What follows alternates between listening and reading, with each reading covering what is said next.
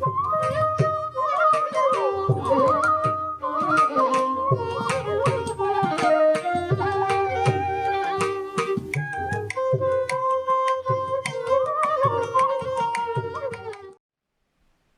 ಗುರುಭ್ಯೋ ನಮಃ.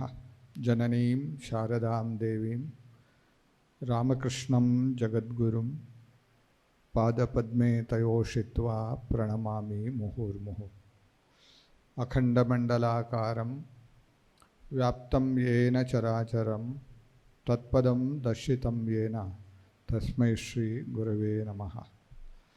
ಬ್ರಹ್ಮಸ್ವರೂಪ ಪರಮಾ ಜ್ಯೋತಿರೂಪ ಸನಾತನಿ ಸರ್ವವಿದ್ಯಾಧಿದೇವಿ ಯಾ ತಸ್ಯೈ ವಾಣ್ಯೈ ನಮೋ ನಮಃ. ನಮಃ ಪರಮಋಷಿಭ್ಯಃ ನಮಃ ಪರಮಋಷಿಭ್ಯಃ. ಭಾರತೀಯ ಆಧ್ಯಾತ್ಮಿಕ ಪರಂಪರೆಯಲ್ಲಿ ಗುರುಪೂರ್ಣಿಮಾ ಅನ್ನುವುದು ಅತ್ಯಂತ ಪವಿತ್ರವಾಗಿರ್ತಕ್ಕಂಥದ್ದು, ವಿಶಿಷ್ಟವಾಗಿರ್ತಕ್ಕಂಥ ದಿವಸ. ಗುರುಪೂರ್ಣಿಮಾ ನಮ್ಮ ಇದನ್ನು ಭಾಳ ಶ್ರದ್ಧಾ ಭಕ್ತಿಯಿಂದ ಆಚರಿಸ್ತೀವಿ. ಭಾರತದಲ್ಲಿ ಮಾತ್ರ ಅಲ್ಲ, ಬೇರೆ ಕಡೆಯೂ ಸಹ. ಭಾರತೀಯ ಆಧ್ಯಾತ್ಮಿಕ ಸಂಸ್ಕೃತಿಯ ಒಂದು ಪ್ರಭಾವ ಎಲ್ಲೆಲ್ಲಿ ಆಗಿದೆ ಅಲ್ಲಿ ಸರ್ವೇ ಸಾಮಾನ್ಯವಾಗಿ ಗುರುಪೂರ್ಣಿಮೆಯನ್ನು ವಿವಿಧ ಹೆಸರಿನಲ್ಲಿ ವಿವಿಧ ರೀತಿಯಲ್ಲಿ ಆಚರಣೆ ಮಾಡ್ತಾರೆ. ನಮಗೆ ಇದು ವ್ಯಾಸಪೂರ್ಣಿಮಾ ಅಂತಲೂ ಹೇಳ್ತಾರೆ. ಇದಕ್ಕೆ ವ್ಯಾಸಪೂರ್ಣಿಮಾ ಅನ್ನುವಂತ ಹೇಳ್ತಾ ಇದ್ದೀವಿ. ಈಗ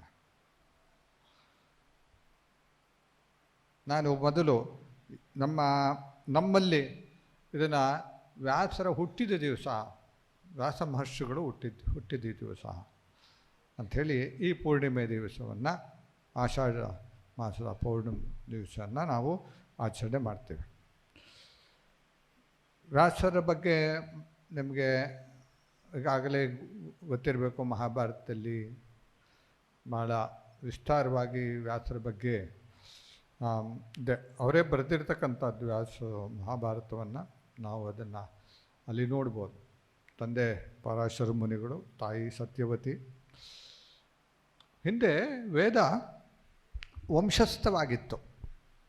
ವೇದಗಳು ವಂಶಪಾರಂಪರೆಯಾಗಿ ಬಂದಿತ್ತು. ಅದು ಬೇರೆ ಬೇರೆ ಹರಡು ಹೋಗಿತ್ತು ಭಾಳಷ್ಟು ವೇದಗಳು. ವ್ಯಾಸ ಮಹರ್ಷಿಗಳು ಏನು ಮಾಡಿದ್ರು ಅಂತಂದರೆ ಅದನ್ನೆಲ್ಲವನ್ನೂ ಸಹ ಒಟ್ಟು ಹಾಕಿ ಅದನ್ನು 4 ವಿಭಾಗ ಮಾಡಿದರು. 4 ಭಾಗ ಮಾಡಿದರು ಅದನ್ನು. ಋಗ್ವೇದ, ಯಜುರ್ವೇದ, ಸಾಮವೇದ ಮತ್ತು ಅಥರ್ವಣವೇದ ಅಂತ. ಅದರ ಹಿಂದೆಯೂ ಸಹ ನಾವು ತ್ರೈವೇದ ಅಂತಲೂ ಹೇಳ್ತಾರೆ. 3 ವೇದ ಇದ್ದಿದ್ದು, ಆಮೇಲೆ 4ನೇ ವೇದ ಸಹ ಸೇರಿಸಿದ್ರು ಅಂತ. ಏನೇ ಇರಲಿ, ಅದೆಲ್ಲ ಹರಡಿ ಹೋಗಿತ್ತು. ಅದನ್ನೆಲ್ಲ ಸಂಗ್ರಹಿಸಿ ನೋಡಿ, ಯೋಚನೆ ಮಾಡಿ, ಅದನ್ನು ಭಾಗ ಮಾಡಬೇಕಾದ್ರೆ ಆ ವೇದದಲ್ಲಿ ಪಾರಂಗತರಾಗಿರಲೇಬೇಕಲ್ವ. ಪೂರ್ಣವಾಗಿರ್ತಕ್ಕಂಥ ಪಾರಂಗತೆಯನ್ನು ಹೊಂದಿರತಕ್ಕಂಥ ಭಗವಂತನೇ ವ್ಯಾಸರ ರೂಪದಲ್ಲಿ ಅವತರಿಸಿ ವೇದಗಳನ್ನು ಮಾತ್ರ ಅಲ್ಲ, ಈ ಸಾಮಾನ್ಯ ಜನರಿಗೆ ಅದನ್ನು ವೇದದಲ್ಲಿರ್ತಕ್ಕಂಥ ಆಧ್ಯಾತ್ಮಿಕ ಸತ್ಯವನ್ನು ಅವರಿಗೆ ಅರ್ಥ ಮಾಡಿಸ್ಕೊಡ್ಬೇಕು, ಧರ್ಮದ ಬಗ್ಗೆ ಅವರಿಗೆ ಅರಿವುಂಟಾಗಬೇಕು, ಧರ್ಮದ ಜೀವನವನ್ನು ಅವನು ಅನುಸರಿಸಬೇಕು ಅಂತ ಹೇಳಿಬಿಟ್ಟು ವ್ಯಾಸರು ಬಹಳಷ್ಟು ಗ್ರಂಥಗಳನ್ನು ರಚನೆ ಮಾಡಿದ್ದಾರೆ. ಒಂದು ಮಹಾಭಾರತ, ವಿಶಾಲವಾಗಿರ್ತಕ್ಕಂಥ ಮಹಾಭಾರತ. ಮಹಾಭಾರತದಲ್ಲಿರ್ತಕ್ಕಂಥ ಅನೇಕ ವ್ಯಕ್ತಿಗಳು ಇದ್ದರು. ಅದು ಕಟ್ಟುಕತೆ ಅಲ್ಲ, ನೆನಪಿಟ್ಕೊಳ್ಳಿ. ಅಲ್ಲ ಅದು ಹಿಂದೆ ಅವರ ಕಾಲದಲ್ಲಿದ್ದ ಅನೇಕ ರಾಜರ ಬಗ್ಗೆ, ಪುರುಷರ ಬಗ್ಗೆ, ಆಗಿನ ಸಂಸ್ಕೃತಿಯ ಬಗ್ಗೆ ಒಂದು ಹಿಂಟ್ ಸಿಕ್ಕತ್ತೆ ನಮಗೆ ಮಹಾಭಾರತದ ಓದಿದ್ರಲ್ಲಿ. ಹೇಗಿತ್ತು ಆವಾಗ? ಆಗಲೂ ಸಹ ಜಗಳ ಇತ್ತು ಬಿಡಿ. ಮನುಷ್ಯ ಹುಟ್ಟಿದಿಂದಲೂ ಜಗಳ ಇದ್ದೇ ಇದೆ. ಮನುಷ್ಯ ಯಾವಾಗ ಆವಾಗಿಂದ ಈ ಭೂಮಿಲಿ ಯಾವಾಗಲೂ 100% ಇದರಲ್ಲಿ ಶಾಂತಿ ಇತ್ತು ಅಂತ ನೀವು ನಂಬೇಡಿ. ಇತ್ತು ಕೆಲವು ಕಾಲ, ಆದರೆ ಅಲ್ಲಿ ಕಲಹಗಳಂತೂ ಇದ್ದಿದ್ದು ಮನುಷ್ಯನ ಸ್ವಭಾವ ಅದು. ಯಾಕಂದರೆ ನಮ್ಮ ಪ್ರವೃತ್ತಿಗಳೇ ಬೇರೆ, ಸಂಸ್ಕಾರಗಳೇ ಬೇರೆ. ಹಾಗಾಗಿ ಅದೆಲ್ಲವೂ ಸಹ ಎಷ್ಟು ಚೆನ್ನಾಗಿ ಅವರು ವಿವರಿಸಿದ್ದಾರೆ. ಅದಕ್ಕಿಂತ ಮೊದಲು ಇದ್ದಿದ್ದು ರಾಮಾಯಣ, ಮಹಾಭಾರತ. ಅದಕ್ಕೆ ಪುರಾವೆ ಏನು ಅಂತ ನೀವು ಕೇಳ್ಬೋದು ಅಲ್ವಾ? ಪುರಾವೆ ಏನು ಅಂತ ನೀವು ಈಗ ಅನೇಕ ಕಡೆ ಈ ನಮ್ಮ ಆರ್ಕಿಯಾಲಜಿಕಲ್ ಡಿಪಾರ್ಟ್ಮೆಂಟ್ ಅವರು ಅನೇಕ ಕಡೆ ಉತ್ಖನನ ಮಾಡ್ತಾ ಇದ್ದಾರೆ. ರಾಜಗಡಿ ಅನ್ನುವ ಜಾಗದಲ್ಲಿ ಮತ್ತು ಇನ್ನೊಂದು ಹೆಸರು ಮರೆತುಬಿಟ್ಟೆ, ಎರಡು ಕಡೆ ಉತ್ಖನನ ಮಾಡಿದಾಗ ಎಲ್ಲಿ ದೆಹಲಿಯ ಸುತ್ತಮುತ್ತ ನರ್ಮದಾ ಮತ್ತು ಗಂಗಾ ನದಿಯ ಎರಡು ಮಧ್ಯದಲ್ಲಿರ್ತಕ್ಕಂಥ ಜಾಗವನ್ನು ಅವರು ಅನೇಕ ಅದು ಎಷ್ಟು ಹಳೆ ಸಿಕ್ಕಿದೆ ಅಂತಂದರೆ ಅದನ್ನು ಕಾರ್ಬನ್ ಡೇಟಿಂಗ್ ಅಂತ ಒಂದು ಮಾಡ್ತಾರೆ. ಅದ್ರ ಪ್ರಕಾರ ಅದು ಭಾಳ ಹಳೆಯದು ಸಂಸ್ಕೃತಿ. ಅದೆಷ್ಟೋ ಸುಮಾರು 5,500 ವರ್ಷಗಳ ಹಿಂದಿನ ಸಂಸ್ಕೃತಿ. ಸಿಂಧೂ ನದಿಯ ಸಂಸ್ಕೃತಿಗಿಂತಲೂ ಹಿಂದೆ ಇರ್ತಕ್ಕಂಥ ಸಂಸ್ಕೃತಿ ಸಿಕ್ಕಿದೆ ಅವರಿಗೆ, ನಾಗರಿಕತೆ ಸಿಕ್ಕಿದೆ.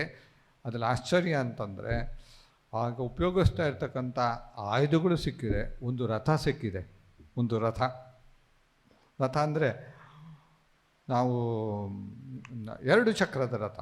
ಆಗ ಮುಂದೆ ಯುದ್ಧ ಕಾಲದಲ್ಲಿ 2 ಚಕ್ರ ಇರ್ತಾರೆ. ಅಷ್ಟು ಒಂದು ಸಂಸ್ಕೃತಿ ಅಲ್ಲಿತ್ತು. ಆ ಸಂಸ್ಕೃತಿ ಮಹಾಭಾರತದ ಕಾಲದ ಸಂಸ್ಕೃತಿ ಅಂಥೇಳಿ ಅಂದಾಜು ಮಾಡಲಾಗಿದೆ. ಬಟ್ ಎಷ್ಟು ಹಳೆಯದು ಅನ್ನೋದನ್ನು ವೈಜ್ಞಾನಿಕವಾಗಿ ಅದನ್ನು ಕಾರ್ಬನ್ ಡೇಟಿಂಗ್ ಅಂತ ಹೇಳ್ತಾರೆ, ಆ ಥರ ಅದನ್ನು ಕಂಡುಹಿಡಿದಾರೆ. ಅದೇನೇ ಇರಲಿ, ವ್ಯಾಸರು ಆ ಮಹಾಭಾರತವನ್ನು ಮಾತ್ರ ಅಲ್ಲ, ಸಾಮಾನ್ಯ ಜನರಿಗೆ ಶ್ರದ್ಧೆ ಭಕ್ತಿ ಉಂಟಾಗಬೇಕು ಅನ್ನೋ ಉದ್ದೇಶದಿಂದ ಮಹಾತ್ಮರ ಜೀವನವನ್ನು ಸಹ ಅನೇಕ ರೀತಿಯಲ್ಲಿ ಜನರಿಗೆ ತಿಳಿಸ್ಕೊಟ್ಟು ಧರ್ಮವನ್ನು ಧಾರ್ಮಿಕವಾಗಿ ಜೀವಿಸಬೇಕು ಮನುಷ್ಯ ಅನ್ನುವ ಉದ್ದೇಶದಿಂದ ಧರ್ಮವನ್ನು ಎತ್ತಿ ಹಿಡಿಯುವುದಕ್ಕೋಸ್ಕರ ಪುರಾಣಗಳನ್ನು ಸಹ ಬರೆದಿದ್ದಾರೆ ಅಂತ ಇದೆ. ವ್ಯಾಸರಿಗೆ 4 ಜನ ಶಿಷ್ಯರಿದ್ದರು.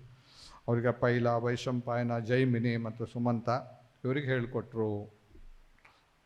ಇದು ಮುಂದೆ ನಮ್ಮ ವ್ಯಾಸರು ಮಾಡಿರ್ತಕ್ಕಂಥ ದೊಡ್ಡ ಒಂದು ನಮ್ಮ ಧರ್ಮಕ್ಕೆ ಅವರು ಕೊಟ್ಟ ಅತ್ಯಂತ ಶ್ರೇಷ್ಠವಾಗಿರ್ತಕ್ಕಂಥ ಕೊಡುಗೆ. ಭಗವಂತನ ಅವತಾರ ಅವರು ಅಂತ. ಅವರ ಹುಟ್ಟಿದ ದಿವಸವನ್ನು ನಾವು ವ್ಯಾಸ ಪೂರ್ಣಿಮಾ ಅಥವಾ ಇವತ್ತು ಗುರುಪೂರ್ಣಿಮಾ ಅಂಥೇಳಿ ನಾವು ಆಚರಣೆ ಮಾಡ್ತೀವಿ. ಆದರೆ ಇನ್ನೊಂದು ನಮ್ಮ ಧರ್ಮದಲ್ಲಿ ಮಾತ್ರ ಅಲ್ಲ, ಬೌದ್ಧ ಧರ್ಮದಲ್ಲೂ ಸಹ ಇದನ್ನು ಆಚರಣೆ ಮಾಡ್ತಾರೆ. ಅವರು ಗುರುಪೂರ್ಣಿಮೆಯನ್ನು ಬುದ್ಧ ಪಂಚವಾಗ್ಗೀಯ ಅಂದರೆ 5 ಜನ ತಪಸ್ವಿಗಳಿಗೆ ಬುದ್ಧ ಬೋಧ ಆದ ಮೇಲೆ, ಅವರಿಗೆ ಸಾಕ್ಷಾತ್ಕಾರ ಆದ ಮೇಲೆ 5 ಜನರಿಗೆ ಬೋಧಿಸ್ತಾನೆ ಸರ್. ಅದು ಇದು ಇವತ್ತಿನ ದಿವಸ ಅಂತ ಆಚರಣೆ ಮಾಡ್ತಾರೆ. ಅದಕ್ಕೆ ಧರ್ಮ ಪ್ರವರ್ತನ ಸೂತ್ರ ಅಂತ ಹೇಳ್ತಾರೆ. ಅದನ್ನು ಹೇಳಿಕೊಟ್ರು. ಅದಕ್ಕೆ ಉಪೋತ್ಥ ಅಂತ ಹೆಸರಿನಲ್ಲಿ ಇದನ್ನು ಆಚರಣೆ ಮಾಡ್ತಾರಂತೆ. ನಮ್ಮ ದೇಶದಲ್ಲಿ ಮಾತ್ರ ಅಲ್ಲ, ಎಲ್ಲಿ ಬುದ್ಧ ಧರ್ಮ ಇದೆ ಅಲ್ಲಿ ಈಗಲೂ ಸಹ ಇದನ್ನು ವಿಶೇಷವಾಗಿ ಆಚರಣೆ ಮಾಡ್ತಾರೆ. ಶ್ರೀಲಂಕಾದಲ್ಲಿ ಆಚರಣೆ ಮಾಡ್ತಾರೆ, ಬರ್ಮಾದಲ್ಲಿ ಆಚರಣೆ ಮಾಡ್ತಾರೆ, ಎಲ್ಲ ಕಡೆ ಸಹ ಆಚರಣೆ ಮಾಡ್ತಾರೆ. ನಾನು ಹಿನ್ನೆಲೆ ಹೇಳ್ತಾ ಇದ್ದೀನಿ. ಇದನ್ನು ಜೈನ ಧರ್ಮದವರು ಸಹ ಆಚರಣೆ ಮಾಡ್ತಾರೆ. ಜೈನದವ್ರಿಗೂ ಸಹ ಬಹಳ ವಿಶಿಷ್ಟವಾಗಿರ್ತಕ್ಕಂಥದ್ದು ಚಾತುರ್ಮಾಸಿ ಆರಂಭ ಆಗ್ತಕ್ಕಂಥ ಇದು. ನಾವು ಹೇಗೆ ಚಾತುರ್ಮಾಸವನ್ನು ಆರಂಭ ಮಾಡ್ತೀವೋ ಹಾಗೆ ಬೌದ್ಧ ಜೈನ ಮುನಿಗಳು ಸಹ ಇದನ್ನು ಆಚರಣೆ ಮಾಡ್ತಾರೆ. ಅದು ವಿಶೇಷತೆ ಏನು ಅಂದರೆ, ಮಹಾವೀರ ತೀರ್ಥಂಕರಾಗಿರ್ತಕ್ಕಂಥ ಮಹಾವೀರರು ಕೈವಲ್ಯವನ್ನು ಪಡೆದ ನಂತರ ತಮ್ಮ ಮೊದಲನೇ ಶಿಷ್ಯನಾಗಿರ್ತಕ್ಕಂಥ ಗಣಧರನಿಗೆ ಇಂದ್ರಭೂತಿ ಗೌತಮ ಅಂತ ಅವರ ಹೆಸರು, ಅವರಿಗೆ ಉಪದೇಶ ಮಾಡಿದ ದಿವಸ ಅಂತ ಆಚರಣೆ ಮಾಡ್ತಾರೆ. ಇದು ನಾವು ಗುರು ಪರಂಪರೆ, ಇದು ನಾವು ಹೇಳ್ತಾ ಬಂದ್ವಿ.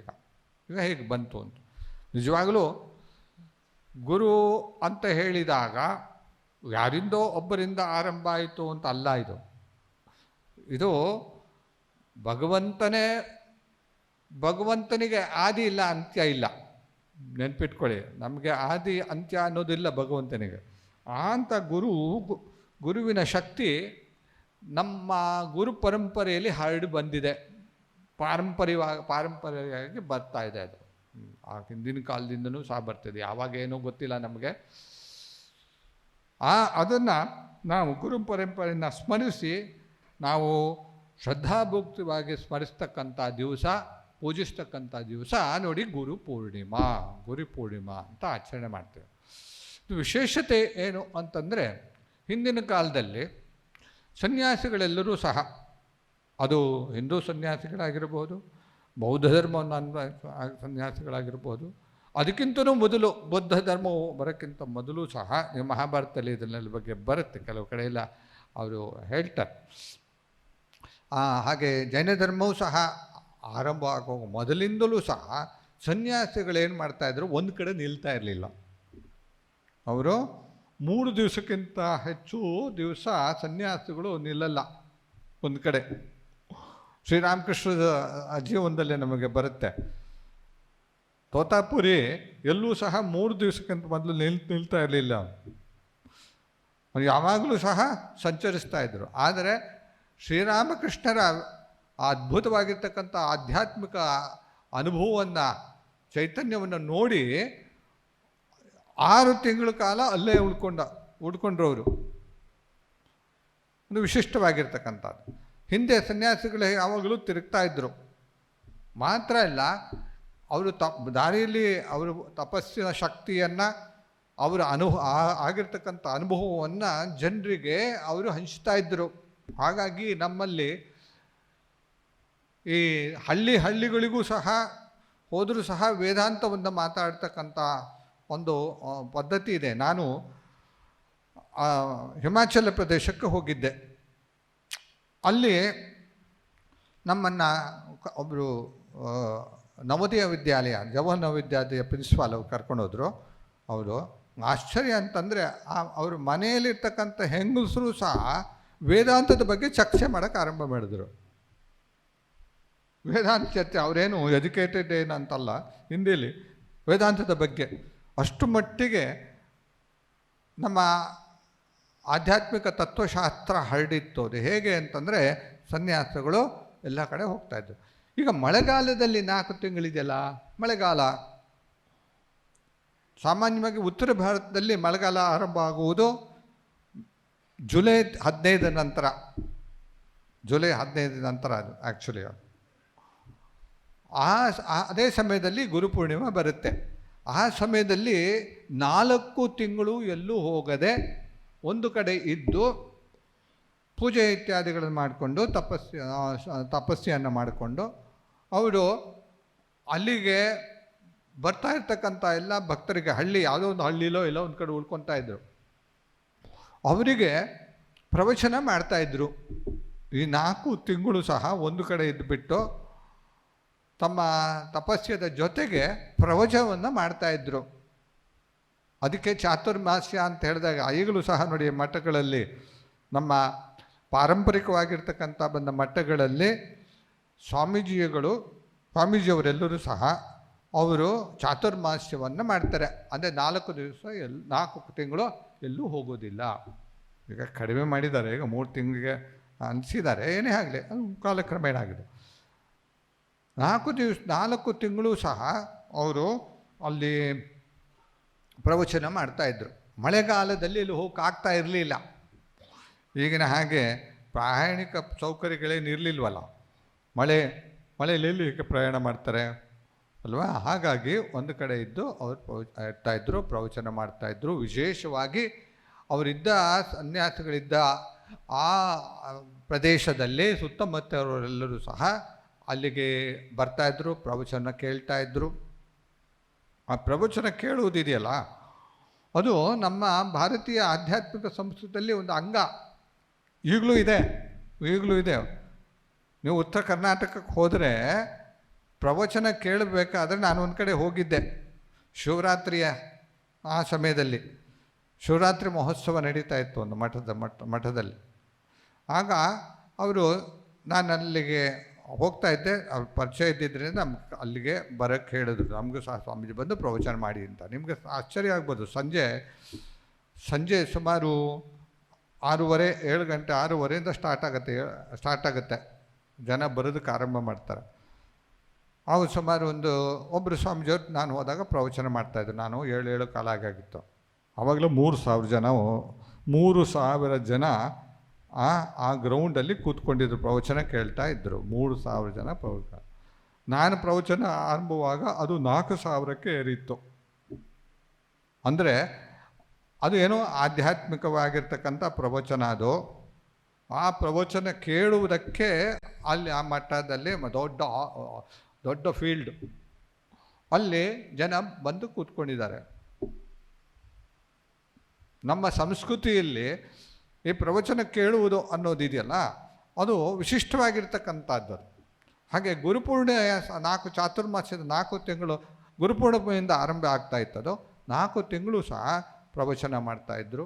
ಜನರಿಗೆ ಧರ್ಮದ ಬಗ್ಗೆ, ಜೀವನದ ರೀತಿಯಲ್ಲಿ ಹೇಗೆ ನಾವು ಆಧ್ಯಾತ್ಮಿಕನ ಅಳವಡಿಸ್ಕೊಳ್ಬೇಕು ಅನ್ನುವುದನ್ನು ಜನರಿಗೆ ಮನದಟ್ಟು ಮಾಡ್ತಾಯಿದ್ರು. ಹಾಗಾಗಿ ನಮ್ಮ ಧರ್ಮದಲ್ಲಿ, ಅದರಲ್ಲೂ ನಮ್ಮ ಭಾರತೀಯ ಧರ್ಮ ಎಲ್ಲದೂ ಸಹ ಹೌದು, ಹಿಂದೂ, ಬುದ್ಧ ಮತ್ತು ಜೈನ ಧರ್ಮದಲ್ಲಿ ಇದು ವಿಶಿಷ್ಟವಾಗಿರ್ತಕ್ಕಂಥದ್ದು.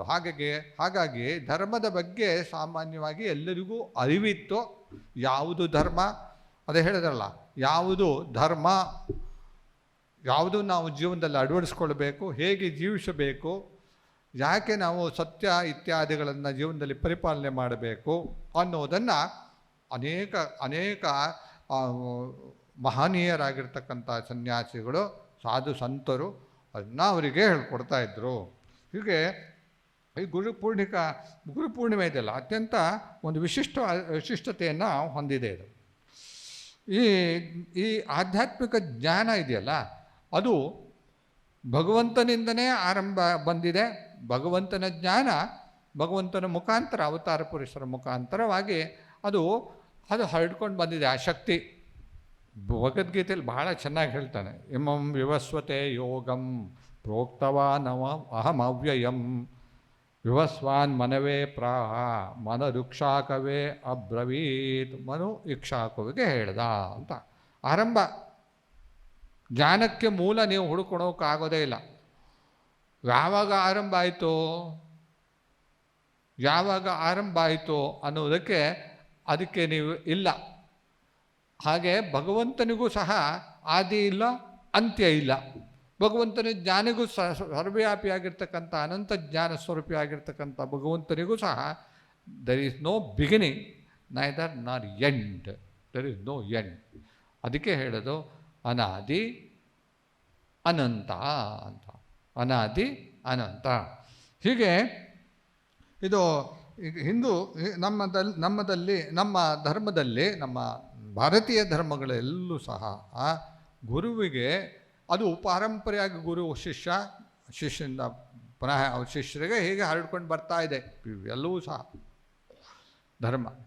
ಧರ್ಮ ಆಧ್ಯಾತ್ಮಿಕತೆ. ನಮ್ಮಲ್ಲಿ ಆಧ್ಯಾತ್ಮಿಕತೆ ಮತ್ತು ಧರ್ಮ ಎರಡೂ ಒಂದೇ. ಆಧ್ಯಾತ್ಮಿಕತೆ ಯಾವಾಗ ನಾವು ಜೀವನದಲ್ಲಿ ಅಳವಡಿಸ್ಕೊಳ್ತೀವಿ ಅದು ಧರ್ಮ ಮಾರ್ಗವಾಗತ್ತೆ. ಅದು ನಾವು ಧರ್ಮ ಅಂತ ಹೇಳ್ತೀವಿ, ಅದನ್ನು ಧರ್ಮ ಅಂತ ಹೇಳ್ತೀವಿ. ಹಾಗೆ ಇದು ನಮ್ಮಲ್ಲಿ ಅದು ಎಲ್ಲಿಂದ ಆರಂಭ ಆಯಿತು? ಭಗವಂತನಿಂದ ಆರಂಭ ಆಯಿತು. ಅದೊಂದು ಶಕ್ತಿ, ಅದ್ಭುತವಾಗಿರ್ತಕ್ಕಂಥ ಶಕ್ತಿ. ಅವತಾರ ಪುರುಷರು ಯಾವಾಗೆಲ್ಲ ಹುಟ್ಟು ಬರ್ತಾರೆ ಆಗ ಆ ಶಕ್ತಿಗೆ ಆ ಒಂದು ವಿಶಿಷ್ಟವಾಗಿರ್ತಕ್ಕಂಥ ಒಂದು ಚಾಲನೆ ಸಿಕ್ಕತ್ತೆ. ಒಂದು ಚಾಲನೆ ಸಿಕ್ಕತ್ತೆ. ಭಗವದ್ಗೀತೆಯಲ್ಲಿ ಕೃಷ್ಣ ಹೇಳ್ತಾನಲ್ಲ, ಇದು ಪರಂಪರೆ ಬಂತು, ಆದರೆ ಕಾಲಕ್ರಮೇಣ ಮನುಷ್ಯನಲ್ಲಿರ್ತಕ್ಕಂಥ ಜೀವನ ರೀತಿಯಲ್ಲಿ ಅವನಲ್ಲಿ ಆಸೆ ಆಕಾಂಕ್ಷೆಗಳು ಜಾಸ್ತಿಯಾಗಿ ಧರ್ಮವನ್ನು ಮರೆಯುವ ಸಂದರ್ಭದಲ್ಲಿ ಭಗವಂತ ಪುನಃ ಹುಟ್ಟಿ ಬರ್ತಾನೆ. ಹಾಗಾಗಿ ನಮ್ಮಲ್ಲಿ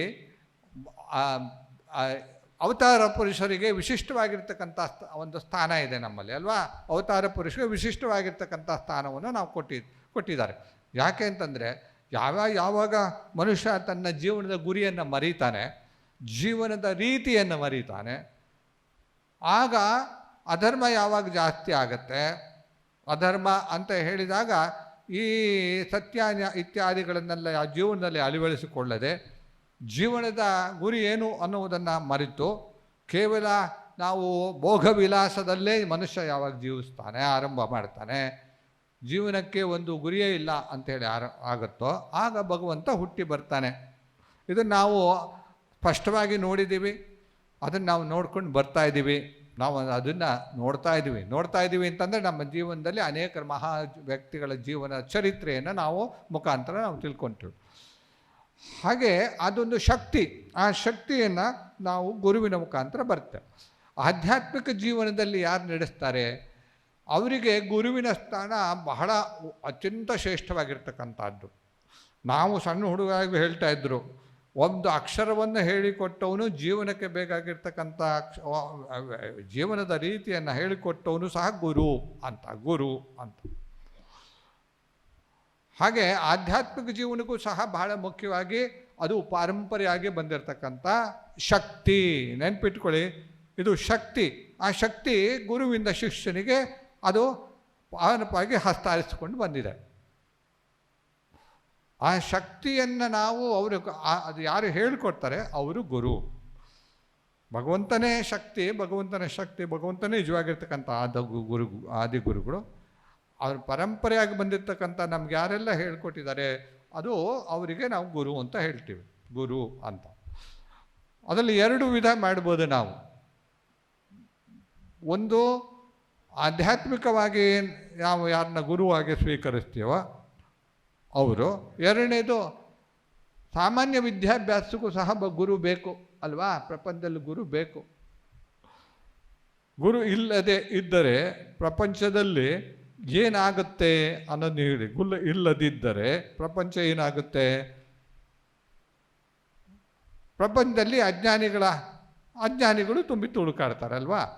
ನಮಗೂ ಸಹ ನೋಡಿ, ನಮಗೆ ಜೀವನದಲ್ಲಿ ಬೇಕಾದ ರೀತಿಯಲ್ಲಿ ನಾವು ಹೇಗೆ ಜೀವಿಸಬೇಕು ಅಂತ ನಮಗೆ ಹೇಳಿಕೊಟ್ಟಿದ್ದಾರೆ.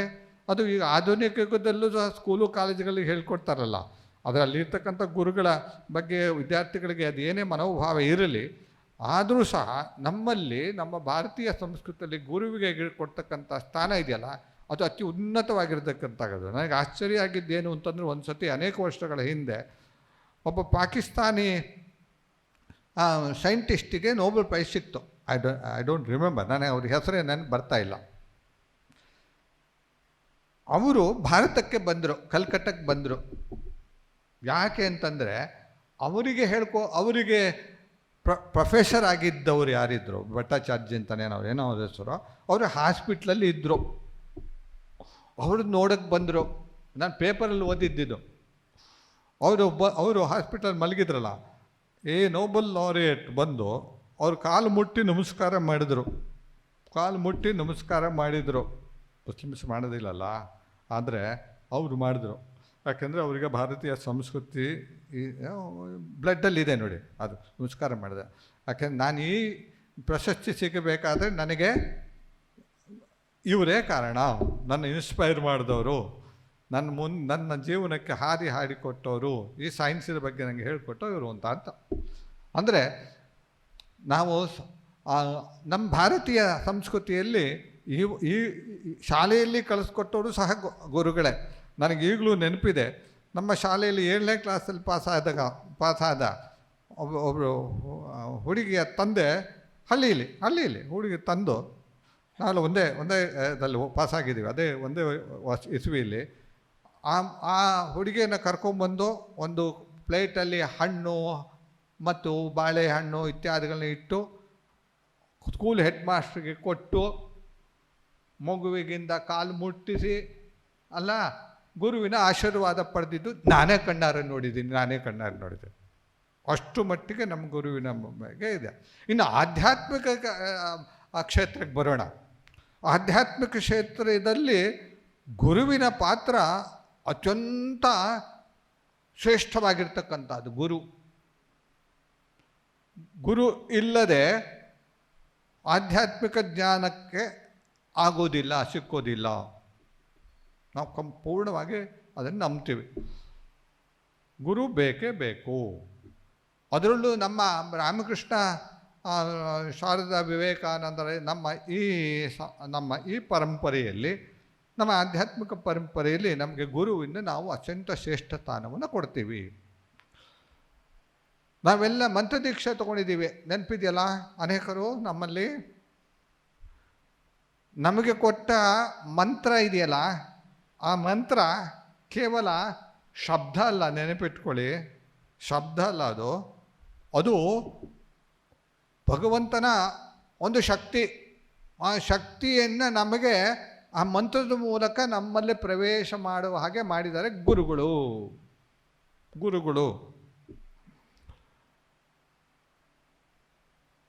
ನಮ್ಮ ರಾಮಕೃಷ್ಣ ಪರಂಪರೆಯಲ್ಲಿ, ಭಾವಧಾರೆಯಲ್ಲಿ ಅನೇಕ ಹಿರಿಯ ಸನ್ಯಾಸಿಗಳ ಅನುಭವವನ್ನು ನಾವು ಅದರಲ್ಲಿ ಕೆಲವು ಕಡೆ ನಾವು ಕೇಳಿದ್ದೀವಿ, ಕೆಲವು ಕಡೆ ಅದು ಪುಸ್ತಕ ರೂಪದಲ್ಲೂ ಸಹ ಅದು ಬಂದಿದೆ. ಅನೇಕ ಶ್ರೀರಾಮಕೃಷ್ಣರು ತಮ್ಮ ಶಿಷ್ಯರಿಗೆ ಉಪದೇಶ ಮಾಡ್ತಾ ಇದ್ರಲ್ಲ, ಅದು ಅವರಿಗೆ ಮಂತ್ರದೀಕ್ಷೆಯನ್ನು ಕೊಡುವುದೇ ಒಂದು ವಿಶಿಷ್ಟವಾಗಿರ್ತಕ್ಕಂಥ ರೀತಿ. ಅದು ನಿರಂಜನಾನಂದ ಸ್ವಾಮೀಜಿಯವರು ಬಂದಾಗ ಅವ್ರು ಶ್ರೀರಾಮಕೃಷ್ಣರು ಕೇಳಿದ್ರು, ನೀನೇನಪ್ಪ, ನೀನು ಕುಸ್ತಿ ಆಡಕ್ಕೆ ಬರುತ್ತಾ ಅಂತ.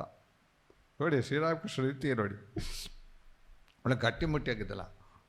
ಹಾಂ ಬರುತ್ತೆ ಅಂತಂದ, ಒಳ್ಳೆ ಗಟ್ಟಿಮುಟ್ಟಿಯಾಗಿದ್ದು. ಆಗ ನನ್ನ ಹತ್ರ ಕುಸ್ತಿ ಆಡ್ತೀಯ ಅಂತ. ಆಗಲಿ ಇದ್ದದ್ದು. ಸರಿ, ಅವ್ರು ಹಿಡ್ಕೊಂಡ್ರು, ಶ್ರೀರಾಮಕೃಷ್ಣ ಹಿಡ್ಕೊಂಡು ಕೊನೆಗೆ ಅವ್ನು ಜೋರಾಗಿದ್ನಲ್ಲ ಹುಡುಗ, ಅವನು ಗಟ್ಟಿಮುಟ್ಟಿದ್ದ. ಅವನು ಶ್ರೀರಾಮಕೃಷ್ಣನ ಹಾಗೆ ತಳ್ಳಿ ಗೋಡೆ ಹತ್ರ ತೊಣಗಿಟ್ಟ. ಶ್ರೀರಾಮಕೃಷ್ಣರು ನಕ್ಕರು ಅಷ್ಟೇ. ನಿಮ್ಗೆ ಗೊತ್ತಿಲ್ಲ ಏನಾಗಿದೆ ಅಂತಂದರೆ, ಅವ್ರು ಶ್ರೀರಾಮಕೃಷ್ಣ ಯಾವ ಕೈಗೆ ಹಿಡ್ಕೊಂಡ್ರು, ಅವನು ಹಿಡ್ಕೊಂಡು ತಳ್ಳಿದ್ರು, ಆಗಲೇ ಅವನಿಗೊಂದು ಶಾಕ್ ಹೊಡೆದಾಗಾಯ್ತು. ಅರ್ಥ ನಿಮಗೆ ಗೊತ್ತಾ? ಶಾಕ್ ಅಂದರೆ ಆಧ್ಯಾತ್ಮಿಕ ಶಕ್ತಿ ಅವನಲ್ಲಿ ಹರಿದು ಬಿಟ್ಟಿತು. ಶ್ರೀರಾಮಕೃಷ್ಣರು ಅವತಾರ ಪುರುಷರು. ಅವರು ಹೇಗೆ ಉಪದೇಶ ಮಾಡ್ತಾಯಿದ್ರು ಅನ್ನುವುದನ್ನು ಅದು ನಮ್ಮಲ್ಲಿ ಶ್ರೀರಾಮಕೃಷ್ಣರ ಶಿಷ್ಯರ ಜೀವನವನ್ನು ಅವನು ಓದಿದಾಗ ಗೊತ್ತಾಗತ್ತೆ ಹೇಗೆ ಅಂತ. ಅವರು ದೃಷ್ಟಿ ಮಾತ್ರದಿಂದ ಸಂಸ್ಪರ್ಶ ಮಾತ್ರೇಣ ಋಣಾಂ ಸಮಾಧಿ ಅಂತ ಹೇಳ್ತಾರೆ. ಸಂಸ್ಪರ್ಶ ಮಾಡುವುದರಿಂದನೇ ಒಬ್ಬನಿಗೆ ಸಮಾಧಿಯನ್ನು ಕೊಡ್ತಕ್ಕಂಥ ಅದ್ಭುತ ಶಕ್ತಿ ಗುರುವಿಗೆ ಇತ್ತು. ಯಾರಿಗೆ? ಶ್ರೀರಾಮಕೃಷ್ಣರಿಗೆ. ಶ್ರೀರಾಮಕೃಷ್ಣರಿಗೆ ಮಾತ್ರ ಅಲ್ಲ, ಶ್ರೀಮಾತೆ ಶಾರದಾ ದೇವರಿಗೂ ಸಹ ಅದ್ಭುತವಾಗಿರ್ತಕ್ಕಂಥ ಶಕ್ತಿ ಇತ್ತು. ಅವರ ಶಿಷ್ಯರು ಅನೇಕ ಪುಸ್ತಕ ಬಂದಿದೆ. ಆ ಪುಸ್ತಕದಲ್ಲಿ ನಿಮಗೆ ಅವರ ಅನುಭವನ ಹೇಳ್ಕೊಡ್ತಾರೆ ಹೇಗೆ ಅಂತ. ಅನೇಕರಿಗೆ ಯಾವಾಗ ಈ ಮಂತ್ರ ಉಪದೇಶ ಆಗತ್ತೋ ತಕ್ಷಣವೇ ಅವರು ಧ್ಯಾನಸ್ಥರಾಗಿದ್ದು ಅದು ಅದರ ಇದರಲ್ಲಿದೆ, ರೆಕಾರ್ಡಿದೆ ಲಾಸ್ಟಾಗ. ಯತೀಶ್ವರಾನಂದ ಸ್ವಾಮೀಜಿ ಅವರಿಗೆ ಬ್ರಹ್ಮಾಂಜಿಯವರು ಯಾವಾಗ ಮಂತ್ರೋಪದೇಶ ಮಾಡಿ ಆಶೀರ್ವಾದ ಮಾಡಿದ್ರೋ ಆಗ ಅವರು ಡೀಪ್ ಮೆಡಿಟೇಷನ್ ಕೊಟ್ಟೋದ್ರು ಅನಂತತೆಯಲ್ಲಿ. ಮತ್ತು ಸ್ವಾಮಿ ವಿವೇಕಾನಂದರ ಬಗ್ಗೆ ನಾನು ಹೇಳಬೇಕಾಗಲ್ಲ, ನಿಮ್ಗೆ ಗೊತ್ತಿದೆ ಅಲ್ಲ ಸ್ವಾಮಿ ವಿವೇಕಾನಂದರಿಗೆ ಅಲ್ವಾ. ಶ್ರೀರಾಮಕೃಷ್ಣ ಜಸ್ಟ್ ಸುಮ್ಮನೆ ಸ್ಪರ್ಶ ಮಾಡಿದ್ರು, ಹೋಲ್ ಪ್ರಪಂಚವೇ ಎಲ್ಲ ಹಾರಿ ಹೊಟ್ಟೋಯ್ತು, ಅನಂತತೆಯಲ್ಲಿ ಮುಳುಗೋಗ್ತಾಯಿತ್ತು. ಇದು ಗುರುವಿನ ಶಕ್ತಿ, ಗುರುಶಕ್ತಿ. ನಮಗೆಲ್ಲರಿಗೂ ಸಹ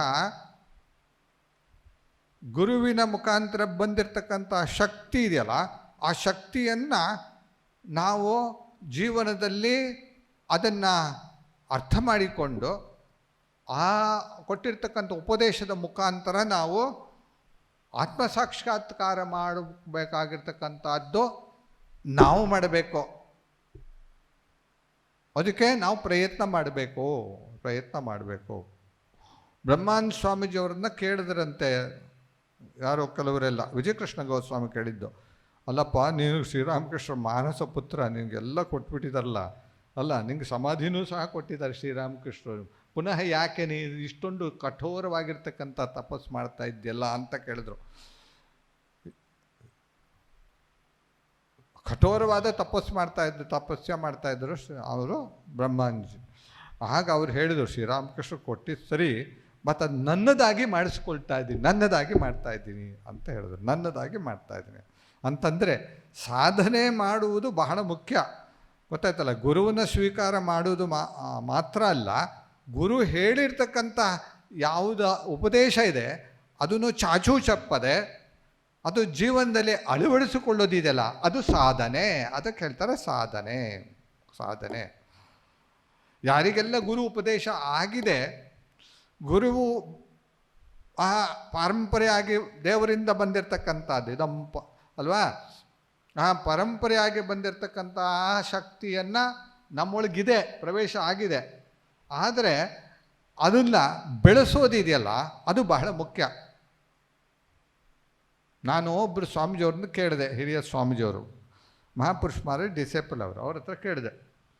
ಅವಾಗ ಆಶ್ರಮ ಸೇರಿ 1 ವರ್ಷನೋ 2 ವರ್ಷನೋ ಆಗಿತ್ತು, ಉಪದೇಶ ಆಗಿ ಮಂತ್ರ ಆಗಿ ಮಂತ್ರ ದೀಕ್ಷೆ ಆಗಿ ಏನು 1-1.5 ವರ್ಷ ಆಗಿತ್ತು. ನಾನು ಸ್ವಾಮೀಜಿಯವ್ರ ಹತ್ರ ಕೇಳಿದೆ, ಹಿರಿಯ ಸ್ವಾಮೀಜಿಯವ್ರ ಹತ್ರ ಕೇಳಿದೆ, ನಾನು ಸ್ವಾಮೀಜಿ ನಾನು ಆಧ್ಯಾತ್ಮಿಕವಾಗಿ ಸಾಧನೆ ಮಾಡ್ತಾ ಇದ್ದೀವಿ, ಆದರೆ ಅದು ನಾನು ಆಧ್ಯಾತ್ಮಿಕ ಮುಂದುವರಿತಾ ಇದ್ದೀನಿ ಅಂತ ಹೇಗೆ ಗೊತ್ತಾಗೋದು ನನಗೆ ಅಂತ. ಅವರು ಮುಗುಳ್ನಾಗೆ ನಕ್ಕರು, ನೋಡಿದ್ರು. ಅವರು ಕುರ್ಚಿಲಿ ಕೂತಿದ್ರು, ಆರಾಮ್ ಪಿಕ್ಚರಲ್ಲಿ, ವಯಸ್ಸಾಗಿತ್ತಲ್ಲ. ನಾವು ಕೆಳಗಡೆ ಕೂತ್ಕೊಂಡಿದ್ದೆ, ನೋಡಿ ನಕ್ಕರು, ನಕ್ಕರು.